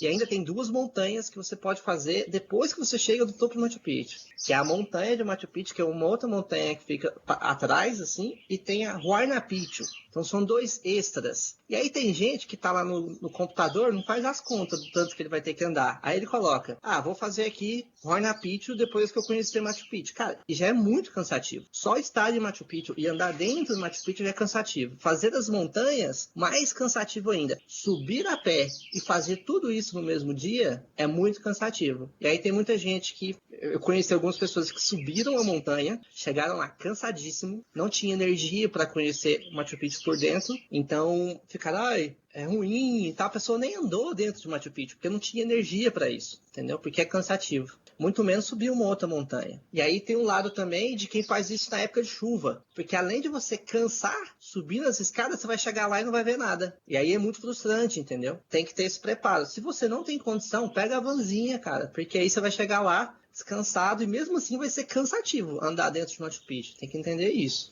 E eu tenho outra dica ainda, assim, que para você não fazer, se você quiser ir para Machu Picchu, não pegue uma excursão no dia 1º de janeiro. Falando aqui, quase esqueci da história, da maior história que eu tenho com o Peru foi essa, porque, tipo, a gente foi para Cusco, passamos o Réveillon lá, e aí o Réveillon insano na praça pública lá, nossa, o Réveillon, assim, muito doido. Enfim, não vou entrar nesse detalhe, para não me expor. Aí chegamos e aí marcamos de começar a trilha para Salcantay, né, para Machu Picchu, no dia 1º, loucos, né? Porque assim, se a gente tava doido, o resto do Cusco inteiro também tava. Então, o jovem lá, o cara, o guia tava meio bêbado, e aí era assim, é um guia, é o cara dos cavalos que levava fogão, não sei o que lá, tal. Tinha um cozinheiro, né? Porque os caras do pacote lá faziam comida, e o guia, eram 3, se eu não me engano. E tinha um auxiliar lá, que na verdade não era, tava no pacote, mas é porque tava treinando esse cara. Beleza, o combinado era esse. E aí, chegamos dia 1º, mal acordamos, né? E aí o cara bateu na porta, tava mais doido do que a gente, e aí falou assim, vamos começar a trilha, beleza. Aí, pra começar a trilha, levava a gente pra um vilarejo, que eu esqueci o nome desse vilarejo, desculpa aí, humanidade, eu não lembro mesmo. E aí, levamos a gente pra esse vilarejo, que de lá a gente ia começar a andar. E aí, beleza, era de madrugada, o sol não tinha nascido ainda, ele falou assim, espera aqui nessa praça que eu vou arrumar o equipamento. Ok. Aí a gente capotou, dormiu. Acordamos com o sol das 10 rachando na nossa cabeça. A gente foi largado na cidade. O cara, não sei o que deu, abandonou a gente na cidade, sumiu. A gente não sabia onde a gente estava, não tinha telefone, não tinha nada. A cidade, ninguém falava inglês, espanhol, nada. Falavam quase que um dialeto. E a gente ficou perdido. Sério, parecia que estava preso num filme, assim. Era coisa maluca. Sabe aquele filme A Vila? Parecia que a gente ia roubar nossos órgãos, uma parada assim. Ninguém falava o nosso idioma. A gente chamava atenção, as pessoas estavam se comunicar, mas não conseguia. E aí, a gente tentava perguntar para as pessoas onde a gente estava, o que ia acontecer. E as pessoas mandavam para outra, fala com fulano, fala com ciclano. Eu só sei que nessa confusão toda, resumindo, para não tomar mais esse tempo, a gente acabou achando a mulher do cozinheiro, a mulher do cozinheiro, que esse cozinheiro já tinha dado um golpe nela, que era bígamo, e aí a gente, sem querer, mexeu nesse vespeiro, e o cara foi preso, e aí a gente falou pra polícia, eu não quero que ele seja preso, a gente vai fazer a trilha. Larga, solta o cara, pelo amor de Deus. E aí o cara foi preso, a polícia não deixou a gente falar com ele, e o cara era o único que podia falar. Como é que a gente entrou em contato com o cara da agência pra levar a gente? Eu sei que nessa brincadeira, a gente foi sair de lá, tipo, 8 da noite. Aí conseguimos voltar pra Cusco, 8 da noite, e aí brigamos com o dono da agência, que foi um amigo que indicou, foi um horror, foi um esquemão, assim, pra gente conseguir fazer essa trilha de um jeito barato. Sempre, né? Barato é sinônimo de perrengue. E aí, no final das contas, o cara ficou muito constrangido, o dono da agência, e prometeu pra gente assim, olha, por favor, faz a trilha pra gente ainda, não desiste, eu vou trocar o guia, vou trocar o cara do cavalo, o cozinheiro não vai ser solto, ele vai continuar preso, mas a gente pega outro cozinheiro. Vai continuar. E pra compensar, a gente vai dar um city tour pra vocês, 2 dias de você conhecer, que lá no Cusco tem aquele city tour, né, que você visita Sayomani, cidades sagradas, sítios arqueológicos, e a gente fez um cu doce, mas depois no final falou, tá bom, a gente aceita. E aí a gente pegou, ainda saímos ganhando, porque tivemos 2 dias de instituto de graça, tipo, tudo incluso, all incluso, almoço, tudo. E ainda fizemos a trilha depois, que tava todo mundo sóbrio. Ou seja, toda essa história pra dica não viaje no Réveillon. Não é isso, Guilherme? Não viaje no Réveillon. Resumindo é isso, não viaje no primeiro. Roubado. Amor tan pispireta, tan pervertida, pícara realidad. Corazón tan canalla que te enamora de quien no te ha de amar. Willy, depois de você ter dado a dica da questão de não viajar no ano novo e falou do golpe, né? Até o cozinheiro ficou preso lá. Dizem que Peru tem a fama de ser um país muito golpista. Vamos jogar aqui a sinceridade. Então eu jogo pra Lana assim, de fato essa fama procede? Tem os golpes, porque assim, todo país tem um golpe do turista, né? Tem que ter o golpe de Cuba do charuto, tem um golpe do chá chinês. E no Peru? Fiquei sabendo, Lana, nos bastidores, se você quer dar uma tragadinha, entendeu? Dar aquela fumadinha, pode ser que é uma cilada, Bino. Então assim... como é que é esse negócio aí? Se você quiser fumar, ou quem o Richard quer falar também, eu não sei se alguém fuma aqui, né, que fale pros ouvintes, mas como é que é esse golpe aí, primeiro da fumadinha, como é que é o negócio? Eu não sei esse golpe da fumadinha, não. Não foi o que eu falei na pré-pauta. Então vai, Richard. Ó, um clássico que costuma acontecer em Cusco, e a galera que fuma já tá avisada lá. O que acontece? Tem muito policial, a paisana, vendendo beck. Então os caras ficam lá tem as baladas clássicas lá, né? Tipo, tem a Jungle, que é a balada eletrônica, que todo mundo fica, ele já fica perto da Jungle ali, oferecendo beck pra galera. Aí na hora que o turista vai comprar o beck, na hora que ele passa o preço, coloca o dinheiro, o cara dá a carteirada. Aí já puxa, já mostra o distintivo. Meu amigo, polícia. E aí... é a hora que rola o esquema. Porque tem policial que vai falar, você vai ser preso, o cara deu seu passaporte e tal. E tem alguns que vão pedir propina, né? Então eu conheço gente que foi pra delegacia desse golpe e conheço gente que pagou $120 de propina. Ai! E aí vai rolar aquela situação, né? Porque você vai lá pra comprar droga. Aí você toma uma carteirada do cara com o distintivo da polícia. Você não tá em casa, você já vai se cagar inteiro, né? Então eu lembro que esse alemão, ele pagou $120 pro cara, aí zerou. E teve outro que não queria pagar, não lembro de onde que ele era, tava conversando lá no hostel, ele foi pra delegacia, foi de monte de saco. Então na hora de comprar um beck, de fazer o corre, meu amigo, tem que ficar esperto, porque esse é um clássico de custo. Mas, gente, como é que você soube desse golpe? No Google ou a galera te alertou antes? Ó, cuidado aí, o hostel. É um amigo dele que contou pra ele que aconteceu com outro amigo dele. Mas é que agora eu quero saber mesmo, porque assim, eu pesquisei no Google pra fazer a pauta, ninguém falava do golpe da droga paisana. Algum amigo avisou, cara. Mano, os caras não ficam falando de droga os caras não ficam escrevendo de back no... Se bem que hoje em dia tem canal disso e tal, mas assim... Mas como é que você soube? É um negócio mais de mochileiro, tá ligado, mano? Não, tipo... é que tem coisas que você tem que ir lá pra saber. Então não tem como você saber pesquisando na internet. É que, tipo assim, mano, aconteceu com o alemão, por exemplo. Agora, quando esse alemão for pra conhecer os outros mochileiros, ele vai falar disso aí pra todo mundo, mano. E aí vai esse boca a boca. Então, quando você chega na primeira rodinha de hostel, assim, a galera já vai dar o choque. Ó, se for fazer o corte, tem que ficar ligado. E às vezes passa até os lugares de onde fica os polícia. Porque, tipo assim, mano, quem vai comprar maconha nesses lugares, onde é legal, os caras fazem uma pesquisa além na hora de fazer o corre, né? Então ela tem mais acesso a esse tipo de informação. Eu fico pensando assim, deve ter o policial, deve ter o golpe que o cara tem um instintivo, mas não é policial, né? Deve rolar. Falar, não sou policial, mas vou... Com certeza. Com certeza. Aí você vai falar assim, não, esse distintivo aí não é de verdade. Entendeu? Você tá lá no beco escuro, 1 da manhã. Você não quer pagar pra ver. Você vai correr o risco. Como é que você vai falar? Não, esse não é um distintivo de verdade. Você nem sabe como é que é uma identidade no Peru, você vai saber como é que é um distintivo da polícia de Cusco. E tem outros golpes, assim, que a gente falou aqui, tem um golpe até da... Vai, trazendo até um pouco da roupa, né? O gorrinho do Chaves, que o Willy falou, essa roupinha das lhamas. Existe o golpe também da algodão refinado, de repente você tá comprando o pior... Sim! Então, por favor, Ana. A lã de alpaca, a lã de vicunha, Tá. Assim, a lã de lhama é muito mais comum. É o top, só pra entender, você fala esse tipo, mas assim... Não é o top. É a mais tradicional zona mesmo, é a lã de lhama, que é o que você vai comprar bem baratinho, vai comprar aquelas chompas clássica de turista, que inclusive não é comum os peruanos usarem, viu? É mais pra turista mesmo, aquelas chompas maravilhosas. Tem uma, adoro. E como é que é o golpe? O cara chega, ó, roupa de lhama... Não, ele pode chegar com essa chompa normal de lã de lhama e vai falar que é lã de alpaca. Que é cara. lã de vicunha é extremamente cara. Vai ser, diferença de uma vai ser R$40, outra vai ser 500. É uma pequena diferença. É normal quando você anda nas lojas de Cusco, assim, tem essas lojas mais chique, aí tem lá o casacão, com lã de alpaca, fio, não sei o que, e é tipo $500. Aí você tá andando no mercadão, cara, não, isso aqui é alpaca. Como que é alpaca? Acabei de ver que custa 500, isso aqui custa R$100. Como? Só que aí, pra ele te fazer esse golpe, ele vai falar, não, a lã de lhama, ela é R$40. Essa lã de alpaca é 80. Aí você fica... E é muito comum, E o golpe é bem dado, que tem até etiqueta. Tipo, nos cachecol, nas paradas, vem etiqueta, tipo, alpaca, não sei o que lá. Os caras investem, entendeu? Não é qualquer golpe. Assim, não é... Gente, não estamos falando que o Peru é um país golpista. Mas é pra alertar. É que os lugares são extremamente turísticos, então tem muito turista, e somos latinos, né? Vamos tentar tirar vantagem de algumas coisas. Só pra achar, qualquer país vai ter golpe, mas é bom falar dos golpes específicos dos países, né? Então, se você for comprar esse tecido aí de cor animal, sabe que nem sabia da etiqueta, porque eu nunca imaginei que o cara ia mudar a etiqueta, de verdade. Não nesse nível profissional, entendeu? Porque geralmente o golpe é na fala, é no papapá, não é na etiqueta. Também. Tem um outro golpe aqui também que eu caí, que foi em Puno.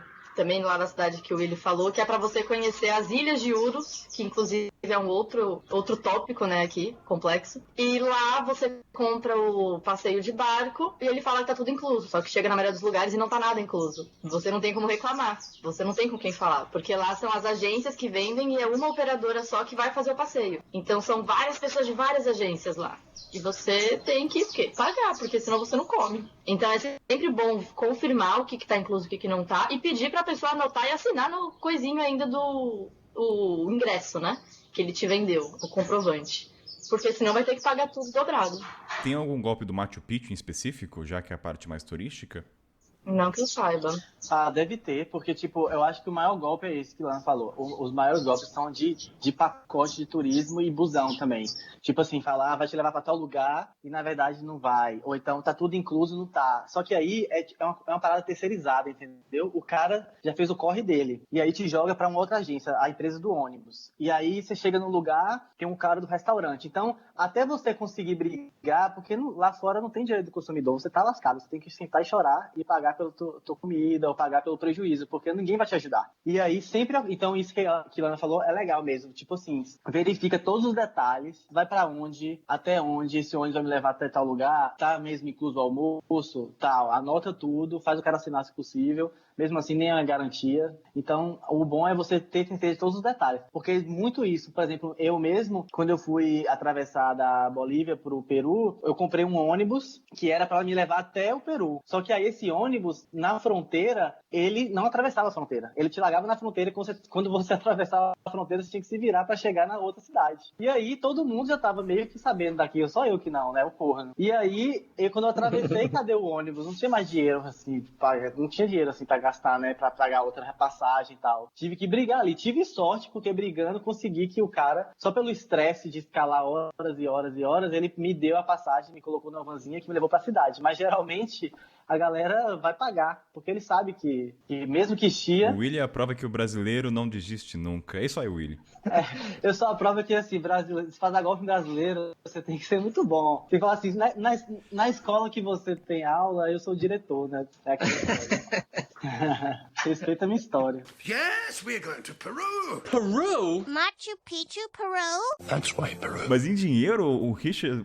A gente tá falando, Richard, na pré-pauta, que o Peru tem a fama do maior golpe é a nota falsa, né? Que isso acontece em vários lugares, mas no Peru ele se evidencia. Procede esse golpe das notas falsas? Assim, você ouviu muita história de gente que realmente ganhou dinheiro falso e tudo mais? Cara, eu já escutei uma história ou outra, mas espalhado. Nunca peguei uma nota falsa. Às vezes que eu fiquei no Peru, eu viajei o Peru de norte ao sul. Então, 3 meses viajando o Peru, me deslocando. E, cara, nunca tive problema com nota falsa. Eu conheci um cara que pegou nota falsa, assim. Eu vejo que esse é um problema muito mais grave na Argentina, em outros lugares, assim. Eu acho que o Peru, nesse ponto, pode ter a fama, mas acho que na prática não é tão comum assim. Pode acontecer, né? Pode acontecer em qualquer lugar, mas eu não vejo como um ponto a ficar extremamente noiado sobre isso. Eu acho que esse golpe é mais dado em pessoas de fora da América Latina. Porque, querendo ou não, nós ainda temos o portunhol, aí a gente fala com eles nessa língua, então quem vai sofrer mais com isso sejam os europeus, talvez. Que as pessoas aplicam muito mais golpes aqui do que em nós, pelo menos. Pode ser. Porque eu lembro, Lana, que na pré-pauta, vários blogs em inglês falavam das notas falsas. Então faz sentido. Então, mas exato. São blogs europeus, né?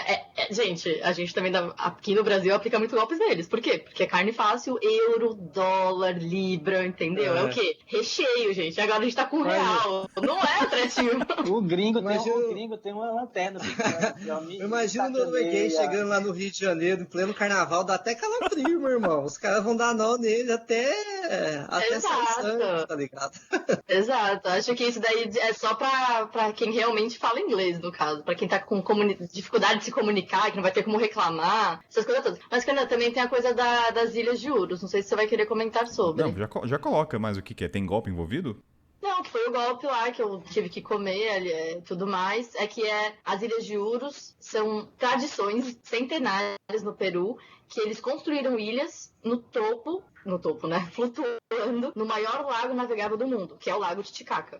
E é extremamente turístico. E você chega lá querendo ter uma experiência extremamente autêntica.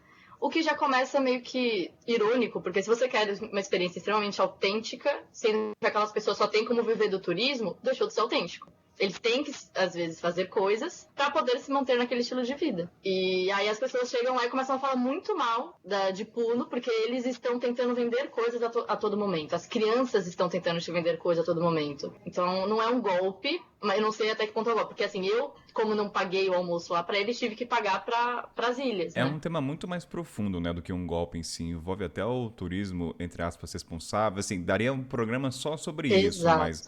Assim, acho que falando bem trivialmente, linkado com tribos ou comunidades, é o seguinte, eu, Kainan, quando eu vou, toda tribo tem direito de ganhar dinheiro, cada um tem sua fonte de renda. Então a minha maneira de ser um pouco mais responsável é consumir e comprar colares ou produtos, sabendo que eu vou pagar até mais caro. Assim, é claro que tem um bom senso, tá? Aí você tem parâmetro, mas eu vou comprar um produto feito por eles, que é a minha maneira de incentivar a produção local. Exato. Essa é a minha fala. Eu penso exatamente da mesma forma, consumi deles, comprei colares, comprei pulseirinhas, Só que as pessoas saem de lá falando tão mal de Puno, falando tão mal das pessoas de Puno que estão constantemente tentando vender, e acaba sendo um pouco irônico, porque, enfim, você tá indo lá buscando uma experiência autêntica, só que você também sabe do tipo de turismo que você tá fazendo. É a mesma coisa com as tribos indígenas, né? O pessoal acha que todo mundo tem que usar ainda as folhinhas em cima do pênis, não pode usar bermuda, não pode ter uma presença ocidental. Vai ter um programa sobre comunidades e tribos, então, mas a gente pode deixar para um próximo programa.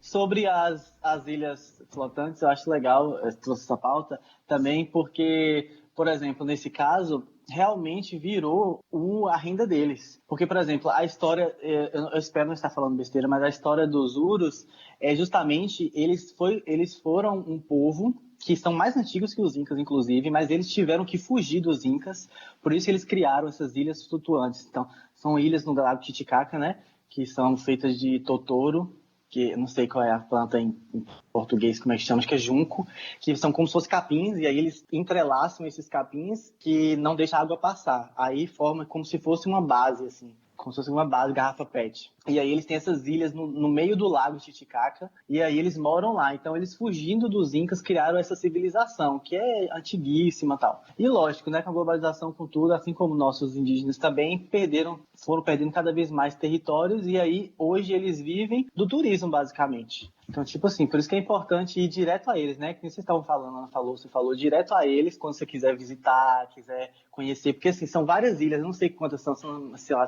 50 ilhas ou mais, e cada ilha dessa vive de 1 a 10 famílias. E aí, essas famílias, os homens geralmente vivem da pesca, eles também fazem muito... Como é que fala quando você embalsa um animal? Eles fazem... Empalhar? Eles empalham animais ainda, e eles têm até o hábito de, por exemplo, as casas deles só tem um cômodo. Então, essas famílias vivem, às vezes, todas juntas em um cômodo só, e eles cozinham do lado de fora para evitar incêndios. É uma coisa bem assim, diferente, é uma experiência bem, bem interessante. Eu tive a experiência, eu dormi nas ilhas flutuantes, eu gostei bastante, mas, de novo, por ser macaco velho, eu também evitei pegar agências porque eu sabia que poderia estar explorando eles e tal. Então, assim, por sorte, a gente conheceu alguém de lado por fora, e aí conseguimos ir numa ilha menor e dormimos com eles, com a família e tal. Foi uma experiência bem legal, assim, mas eu percebi isso, que realmente eles não têm de onde tirar renda mais. Então, as mulheres fazem artesanato e vendem esses artesanatos, e os homens continuam trabalhando como pescadores e empalhando animais e outras fontes, assim, nesse sentido da agricultura familiar. E aí é legal isso realmente. Então, assim, quando você for buscar ter essas experiências, né, essas experiências reais, nem é mais real, né, como vocês mesmos pontuaram, então vá direto à fonte. Eles estão tentando ter uma renda ou estão sendo explorados? Eu estou ajudando o explorador ou estou ajudando o explorado? Aí a pesquisa assim, fica né? pro ouvinte, né? E aí a pesquisa fica por conta. Então, a gente tem internet a nosso favor para justamente isso. E a nossa boca também. Vamos perguntar, né? Então, E também, quando esse for dinheiro pra tá indo lá... para eles, então vai direto à fonte. Então, a gente procurou os próprios pescadores lá, porque tem aqueles barcos de Totoro gigantescos também, assim, uns barcos bem bonitos, parecem uns dragões e tal. Então, a gente foi direto a eles, perguntou direto a eles, esse barco aí leva até a ilha? A gente pode dormir na ilha e tal? Aí o cara falou assim, eu tenho minha família, dorme lá com a gente. E aí você paga o valor que você ia pagar lá na agência. Então pronto, o dinheiro foi. Se foi golpe ou não sei, mas eu tive a experiência e o dinheiro foi para a família dele, entendeu? Então é melhor dessa forma você ir direto à fonte do que talvez para uma agência tal, que a gente não sabe quantos % é dado para essa galera. Completamente. Yes, we're going to Peru. Machu Picchu, Peru? That's why Peru. Falando de ilhas flotantes, das ilhas flutuantes, foi lá que eu tive a experiência mais marcante do Peru, depois de, claro, chegar a Machu Picchu e me emocionar, né, com a visão além das nuvens. Então, eu quase morri de hipotermia lá, porque assim, a minha motivação de ir para as ilhas flutuantes não foi só ter a experiência de estar lá, de saber como é que aquela galera vive, meu Deus, como é que esse povo vive aqui flutuando no rio. Não, porque assim, eu sabia que lá era o maior lago navegável, né, o lago navegável mais alto do mundo, e eu queria mergulhar naquele lago. Eu falei assim, eu vou entrar no lago Titicaca, eu quero ter isso no meu currículo. E aí a galera duvidou muito, porque era assim, final de ano, começo de ano, então tava frio pra caramba, o lago já é alto pra caramba, sei lá, quase 5.000 metros de altitude, então é gelado e ninguém acreditou no meu potencial. Então, beleza, usei a desculpa de estar lá no meio da família dos Urus para eu chegar até o meio do Lago Titicaca e ter essa oportunidade. Inocente, né? Então fomos lá, conseguimos, fomos num barco, flutuando até lá, chegamos, comemos um peixinho maravilhoso, tudo tal, e fiz a proposta. Tava no pôr do sol, aquela vibe, né, que todo mundo tá aberto a qualquer coisa que você sugerir. Então eu falei, gente, vamos dar um mergulho, a gente tá aqui no lago mais alto do mundo, vamos dar um mergulho aqui no Titicaca. E a galera caiu na pilha, todo mundo tirou a roupa e fomos dar um mergulho. E a galera lá, o pessoal da ilha, né, só olhando de longe, observando aquela cara de deboche, né? Tipo assim, eles sempre têm essa cara de deboche, falando assim, olha lá o turista fazendo merda. Eles todos cobertos com pele de alpaca ou de lama, não sei qual é o nível de dinheiro que eles têm. E aí, eles esperando a gente fazer a besteira. E aí, beleza. Aí a galera pulou. Não. Aí a gente pegou uma canoa, que era um tabletão assim da mesma material da ilha, fomos até quase que o meio, e falou assim, vamos pular e vamos nadando até aí de volta pra ilha. Beleza. Aí a galera pulou perto, pessoas inteligentes pularam perto do barquinho e viu que tava congelando, voltou. Tipo assim, dei meu mergulho, tá escrito no currículo, ninguém pode falar que eu não entrei no lago. Eu dei um salto assim, tipo assim, frio ele. Incorporei, pulei no meio do lago, e nisso a correnteza foi afastando o barco. Então assim, eu tava no meio do Titicaca e tinha que voltar pra ilha. Então eu comecei a nadar desesperadamente pra chegar lá. Um frio anestesiando meu corpo, sério. Eu não tava assim, parecendo que eu tava vendo assim, a anestesia da ponta do meu dedo até o meu cérebro. Eu ia perdendo os sentidos do meu corpo, assim. Enquanto eu chegava, eu ia tentando chegar o mais rápido possível antes que o meu braço parasse de funcionar. E aí eu cheguei na ilha. Quando eu pisei na ilha, tipo, subi assim, tava roxo, assim. Aí a galera, tipo, meu Deus, tá roxo. Aí eu tô com muito frio. A galera focando de risada, achando que eu tava zoando. O mal de ser zoeiro é isso. Olha o turista ali. Na verdade.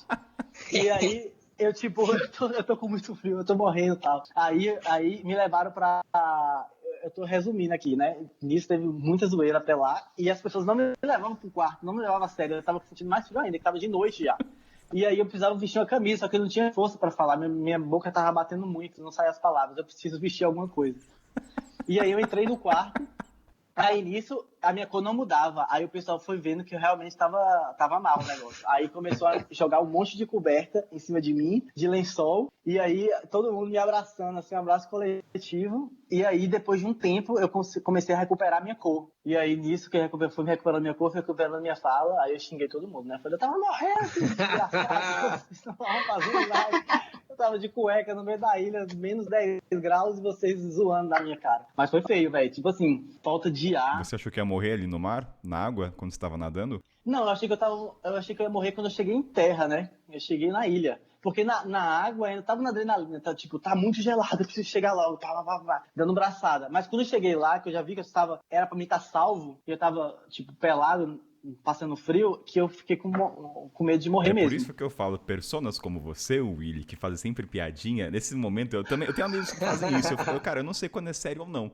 Parar de ser eu não sei irônico. qual podcast que eu ouvi, cara. Não vou lembrar qual que é, mas um amigo que era, tipo, você, o zoão, perdeu o passaporte. E os amigos, perdeu o passaporte, piadinha, né? E, cara, demorou, sei lá, 20 minutos até o pessoal levar a sério. Cara, eu estou sem o passaporte, eu não consigo viajar com vocês.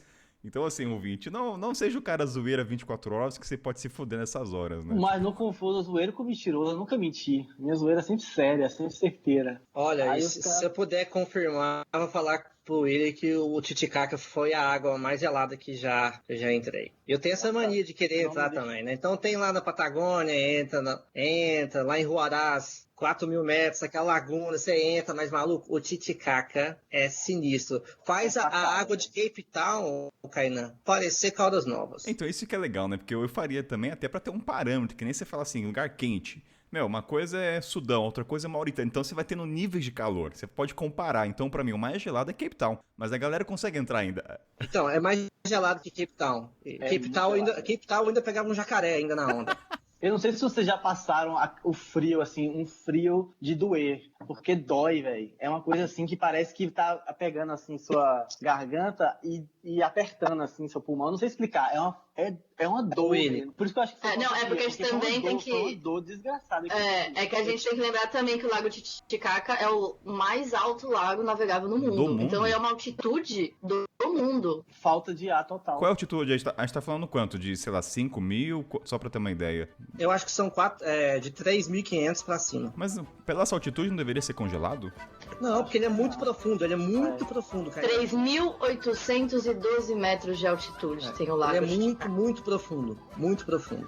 E tem uma lenda que contam, isso aí me contaram uma vez que eu tava navegando lá, que foi outra vez, que foi que eles falam que tem sapos gigantes no fundo do Lago Ness. Tem sapos gigantes. Acho que é pra galera não entrar, né?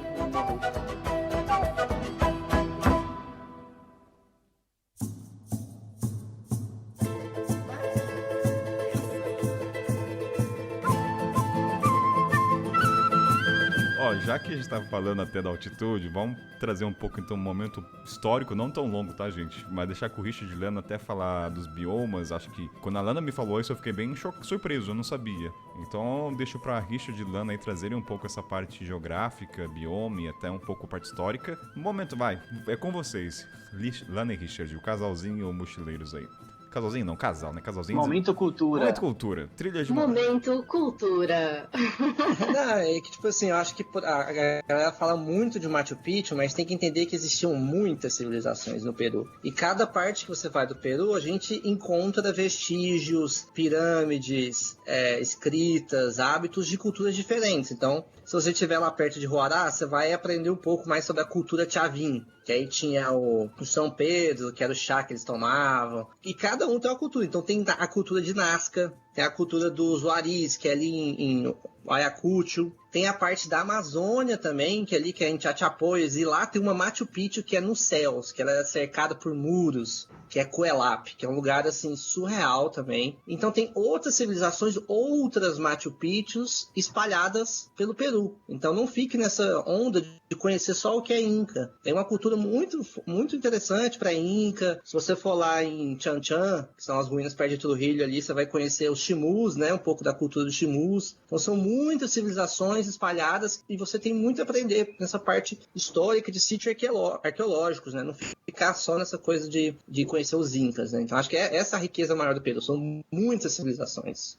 Porque os incas, na verdade, eles foram um império no Peru. Tanto que Cusco significa o umbigo, que era o umbigo do império. Então ele estava centralizado entre Equador, norte do Chile, norte da Argentina, Bolívia, Peru, e eles estavam lá centralizados.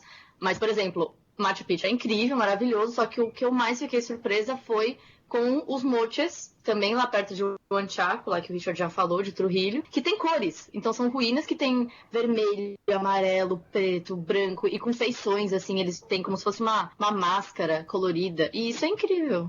Não é só os incas. Quero fazer o papel do advogado diabo aqui, até... Aqui não tem pauta, né? Mas quando vocês falam na parte histórica, Kainan, eu não me apego em nada, assim... Me julguem os historiadores, eu não me apego à parte histórica. Eu só começo a gostar da parte histórica quando eu vou pro país. Eu não sei se vocês são assim, mas pra mim, assim, claro que eu respeito, pelo amor de Deus, vai entender que eu não gosto. Cara, Inca, Maia, beleza. Vejo nos filmes Eldorado da Walt Disney, entendeu? É essas informações que eu tenho sobre essa cultura. Eu vou, inclusive, dar aqui um spoiler. Na pré-pauta que a gente tava gravando, o Kainan teve a pachorra de falar dos maias. Quando a pauta era o Peru. Mas é uma coisa assim, o que eu não sei de América Latina, eu falo do continente africano. Então, assim, uma guerra. Não vem não. Mas o que eu quero dizer é o seguinte, por exemplo, eu quero puxar até mais, porque eu fico pensando no ouvinte que é parecido comigo, entendeu? Ah, beleza, eles estão falando de Inca, mas eu acho que o chamativo do Peru, quando vocês falaram, pra mim, são os biomas.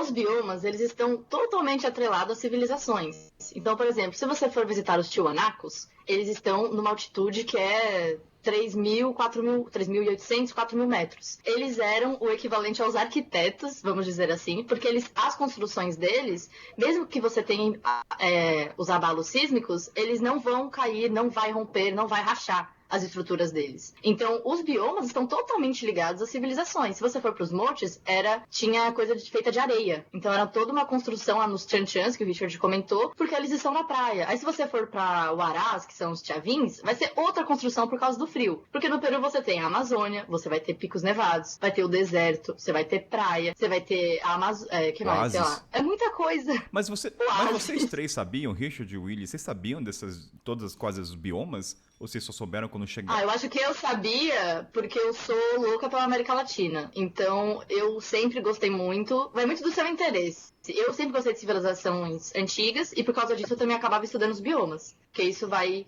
variar de lugar para lugar. Kainan, mas assim, estudar é uma coisa, mas na prática é uma outra experiência. Vou te dar um exemplo, essa viagem aí que você que todo mundo faz, que sai de Cusco e vai até Ica. Você entra no ônibus, você olha em volta, montanha, cordilheira, aquela coisa. Aí você tira um cochilo, você acorda, você tá no meio do deserto. Assim, um deserto com dunas, Kainan. Dunas, um mar de dunas. Aí você, mano, não faz sentido. E aí você viaja um pouquinho mais, você tá na praia. Aí você viaja um pouquinho mais, você tá em Chachapoyas lá, que é tipo a mistura, floresta amazônica, é tudo misturado. É muito louco. Isso que a gente tá falando de uma distância curta, a gente nem tá falando do tempo de aqui, que a gente pode até falar depois, mas de distância não é tão longo. É uma questão de poucos quilômetros, não de altitude, eu tô falando só de distância. Assim, para os parâmetros que a gente tem de distância, porque, por exemplo, se você quer mudar de bioma aqui no Brasil, cara, você vai ter que rodar bastante. Então, se eu tô em Goiânia, eu quero sair do Cerrado, vou ter que rodar muito para chegar na floresta, sei lá, na Mata Atlântica, e nem vai mudar tanto assim. Não é uma discrepância da montanha pro deserto. É tipo, é muito louco, cara. Na prática mesmo, você não entende nada, o seu cérebro não processa. Não, e trazendo até um ponto, Richard, da questão do mochileiro, eu fico imaginando que a mochila, você tá no deserto, você tá com um casaco de frio, né? Você tava num puta frio e você tá... Cara, mas por que você tá com uma mochila? Então eu acho bem legal esse contraste dos biomas. Já viu o Karate Kid? Já. Bota casaco, tira casaco. Bota casaco, tira casaco. Bota casaco, tira casaco. Bota bermuda, bota calça. Bota bermuda, bota calça.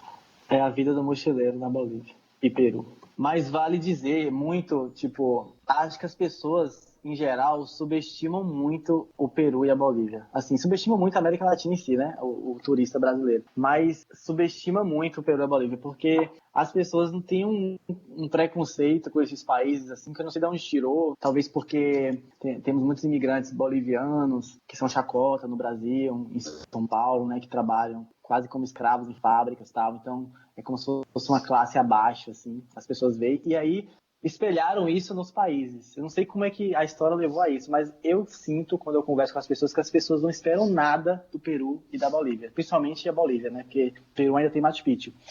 Mas são lugares surpreendentes. Para mim, um dos países mais bonitos, assim, top 3, se não o primeiro mais bonito do mundo, para mim, é a Bolívia. De todos os países que você já foi? Todos os países que eu já visitei, porque as paisagens daquele lugar são surreais, assim. É uma coisa, assim, cinematográfica, uma mente muito criativa. E o Peru, mesma coisa. Isso que Kainan tá falando é uma coisa, assim, surreal aos olhos, quando você dorme numa paisagem e acorda em outra. E são coisas extremas. Não é uma transição sutil como no Brasil, como o Richard falou.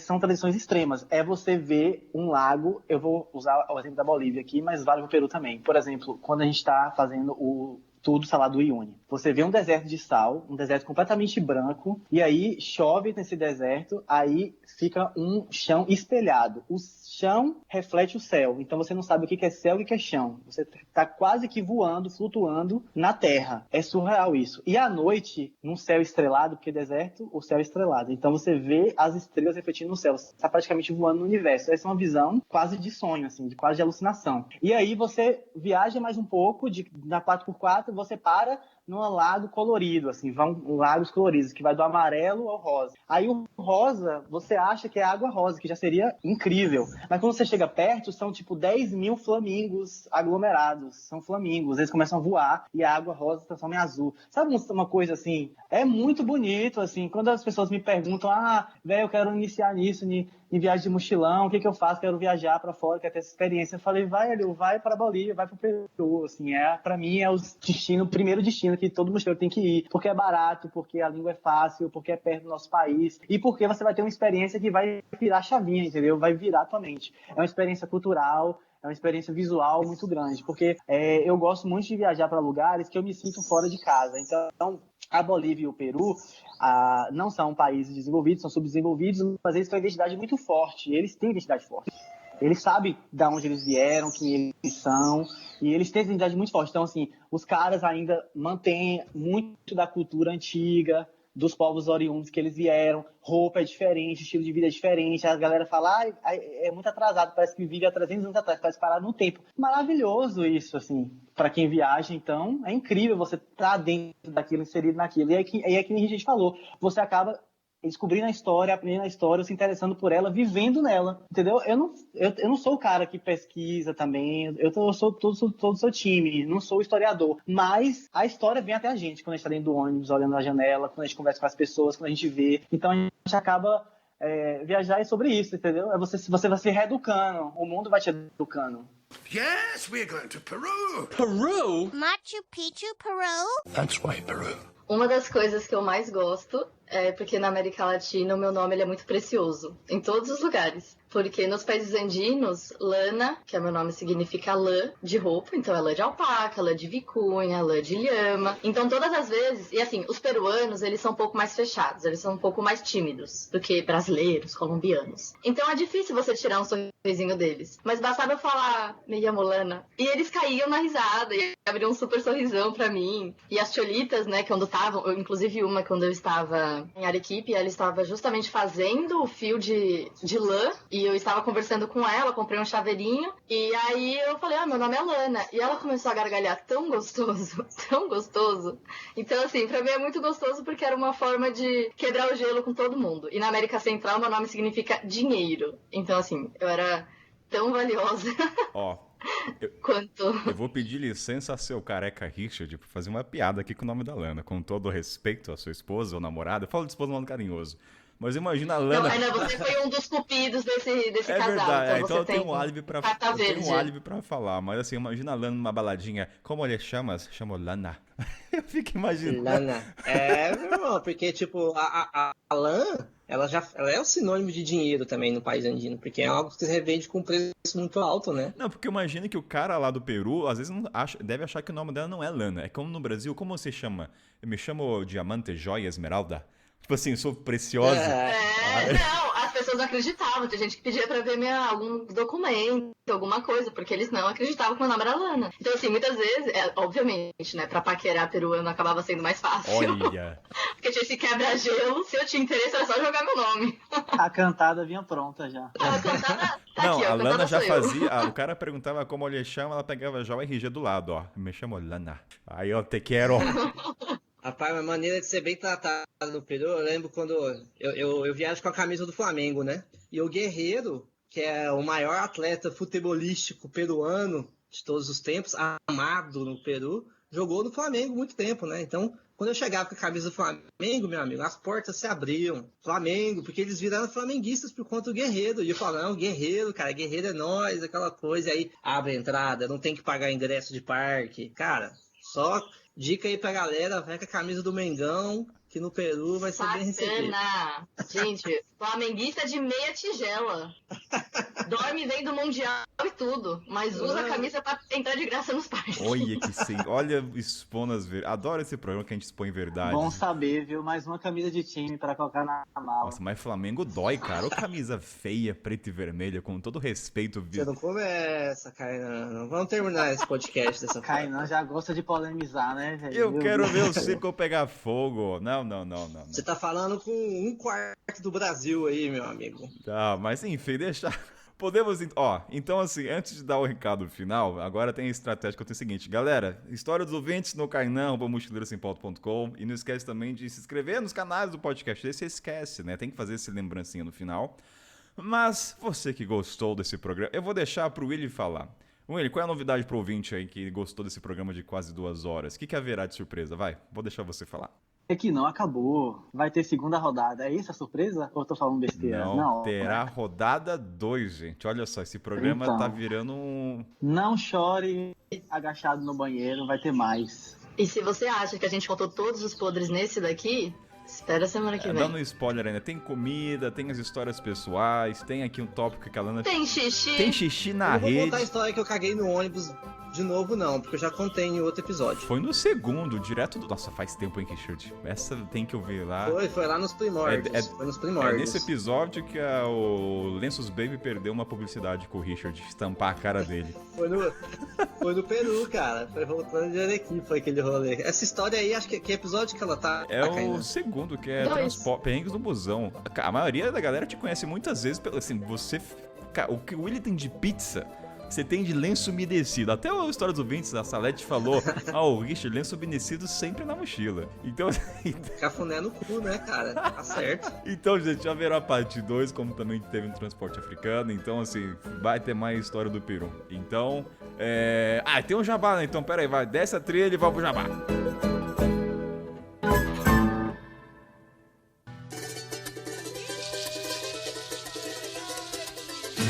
Lana, minha querida, ao som das flautas peruanas, que se bem que o ritmo vai ser horrível, né? Pra um jabazinho aqui, mas, por favor, onde é que as pessoas te encontram nesse www da vida? As pessoas podem me encontrar no @elasviajamsozinhas e também no site elasviajamsozinhas.com.br. Lembrando que lá qualquer mulher pode mandar a sua história e compartilhar um pouco desse mundão aí com a gente. Richard, ao som dos passarinhos de trilha sonora de fundo sem efeito especial, onde as pessoas te encontram? Quem quiser ter um pouco mais de profundidade aí sobre o Peru, eu recomendo o meu canal lá no YouTube, youtube.com/Vida de Mochila. Tem pelo menos uns 25 vídeos do Peru lá. Então coloca Vida de Mochila Peru lá na busca que você vai encontrar esses vídeos aí. Eu também tô lá no Instagram, @Vida de Mochila. Boa. E Willy, enquanto você degusta de uma pizza nesse café da manhã, o que as pessoas podem olhar, onde é que as pessoas te encontram? As pessoas me encontram no Instagram, Ei Mãe Tô Vivo, e no YouTube também, que eu tô há anos ensaiando voltar, mas com fé em Deus, dessa vez eu volto. Ei Mãe Tô Vivo também. Então dá uma moral lá, me incentiva. Deixa lá no comentário no último vídeo lá, volta.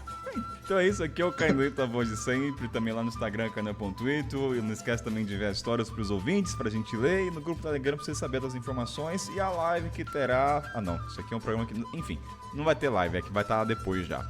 Mas é isso, obrigado Lana, obrigado Rich, obrigado Willy, valeu! Gracias, muchachos! Tchau, tchau.